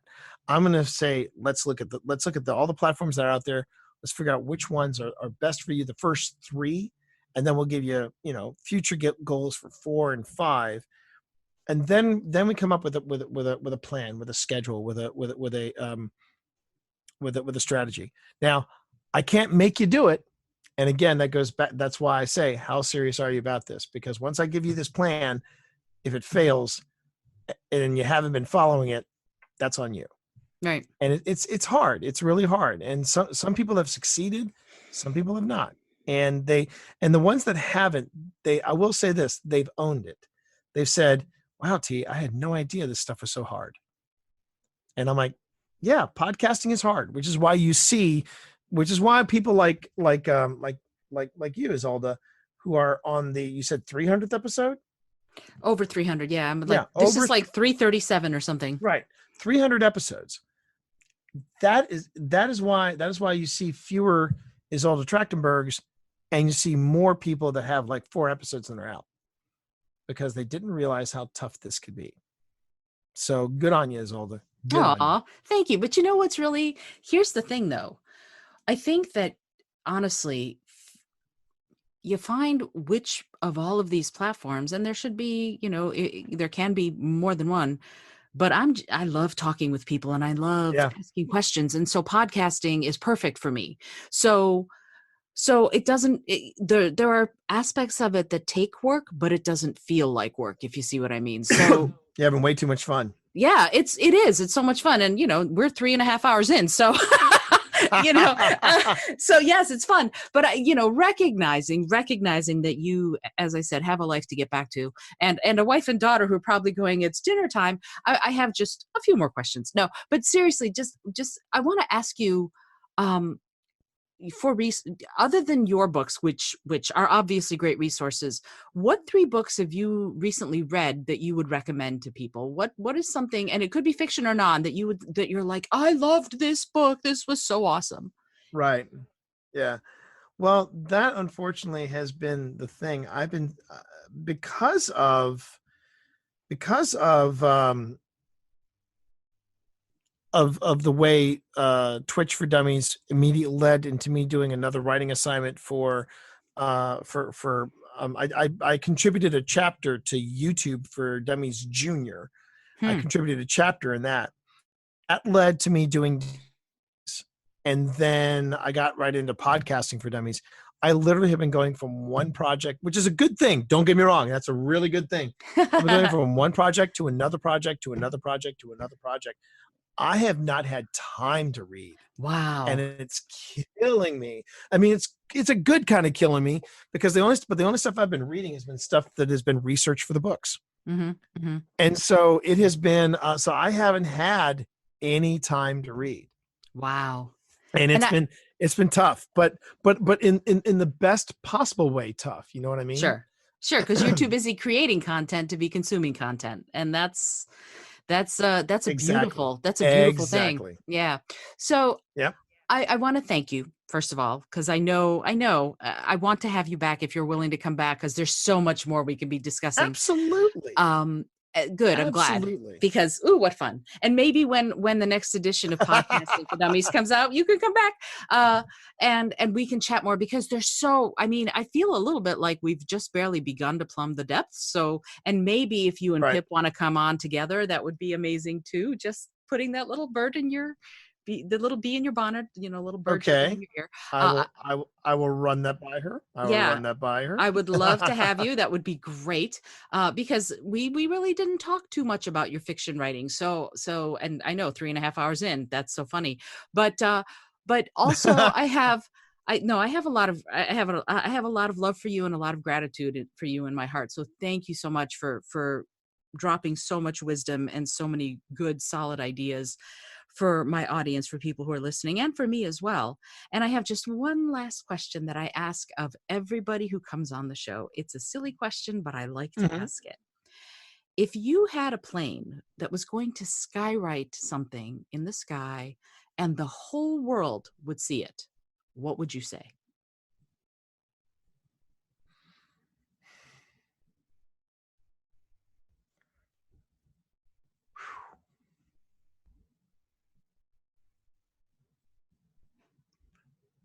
I would probably need a team of skywriters to write this. I would write, we can be better. We can be better. I won't lie. This has been a, don't get me wrong. Today, this has been like a little shining gem of a day. Last week was last week was hard. Mm-hmm. And the week before was even harder because I was struggling with depression. Mm. And so these past 2 weeks have been a really bumpy ride. And there's been a lot of fear and there's been a lot of uncertainty. And I think a lot of this stems from the fact that we really can be better. You know, I think that I think that we really can strive to be better to each other and be better to ourselves. The best thing that's ever happened about this whole thing with COVID-19 has been that we have been forced to slow the fuck down. Mm-hmm. And it has been nothing but rewarding, at least for me. But with what happened with George Floyd, we were talking about not getting political, and yet somebody came on my stream and wanted to know what did I think of everything. And I said, I can sum it up this way. George Floyd did not do anything to deserve what happened to him. Not a thing. Nothing deserves that. If they had gone back to his house and found him running a pedophile ring, okay, then maybe I could justify that. But for writing a back check, no, absolutely not. And I have been very vocal about Black Lives Matter. I have chosen that is a hill I will die on. For my friend Al, for my friend Ron, for my friend Addison, who is no longer with us. I mean, for my friend Froy, for anyone of color, any person of color, people I know, people I don't know. That's we can be better. It starts with us. And yeah, it's been a rough ride, but that's what I would, if I had a team of skywriters, that's what I would write. We could be better. Heavy note to end on, but yeah. No, but I don't think so. I don't think it's a heavy note. I think it's an important one. I think this idea, I had a guest recently who said, Zolda, you asked me this question, what would your skywriting be? And I thought about it for a second and I said, be kind. That was it. Just be kind. That's it. And I said, or maybe leave it better than you found it. And those are the two things that I would say. And so I think that makes all sorts of sense that it's up to each of us individually to be better, to try to strive to be better, each one of us. That's a truism as far as I'm concerned. So not heavy, just true, right. Just true. So I'm so grateful to you. This might end up being 3 episodes of the show because that's fine. Because wow, so much wisdom, so much amazing information, so much. You've got such grace. I really appreciate you being on the show and participating so beautifully in your life and in your work. I'm really grateful for you. So thank you so much. Thank you for having me. And again, anytime you want me back on, if you want me and Pip back on, like I said, I'll work it out with Pip. But if you want me back on when the 4th edition of Podcasting for Dummies comes out, we will pick up right where we left off. That sounds amazing, because honestly, we didn't really talk about podcasting as much as I would have liked. So that's another hour-long conversation. So yeah, there's so much, and I'm so thrilled that you're willing to come back. I am going to let T go because otherwise we'll start talking about something else that we have been wanting to talk about for the last 15 years and haven't had a chance. So if you like what you're hearing, do me a favor. Let me and let T know. He can be found on social media in so many ways. All of it is on the show notes page, but find him on Twitch TV at The T Monster. Find him on Twitter at T Monster. You should be sensing a theme now. Find him on Instagram at The T Monster. There are so many different ways. TheSharedDesk.com is his podcast. Facebook.com/author T Morris, and that's TEE. And then there's Happy Hour from the Tower, and then Ministry of Peculiar Occurrences, and then also T's sort of personal professional website is www.tmorris.com. So you can find him, follow him. As you can tell, he's got so much to share, so much wisdom. Find him, follow him, get the books. Now I've already spoken for the content creation package. Yes, I've already said that. So get yours. You can order yours and he will send it to you signed, which I think is fabulous. So yeah, find T, follow him. If you like what you're hearing, please leave a review of the podcast on iTunes or Google Podcasts or wherever it is you listen, and comment and let me know, are there guests that you think I should be talking with? Are there things you want to hear about the creative mindset and how we creatives can succeed in both the professional and the personal world? I would love to talk to you about it. Until next time, this is Isolde Trachtenberg for the Creative Mindset Podcast, sending you all of my love.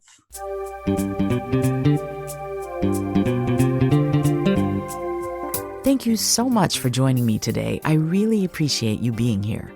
Please subscribe to the podcast if you're new, and it would mean the world to me if you told a friend about it. Today's episode was produced by Isolde Trachtenberg and is copyright 2021. As always, please remember this is for educational and entertainment purposes only. Past performance does not guarantee future results, although we can always hope. Until next time, remember to be bold, be creative, and most of all, be kind.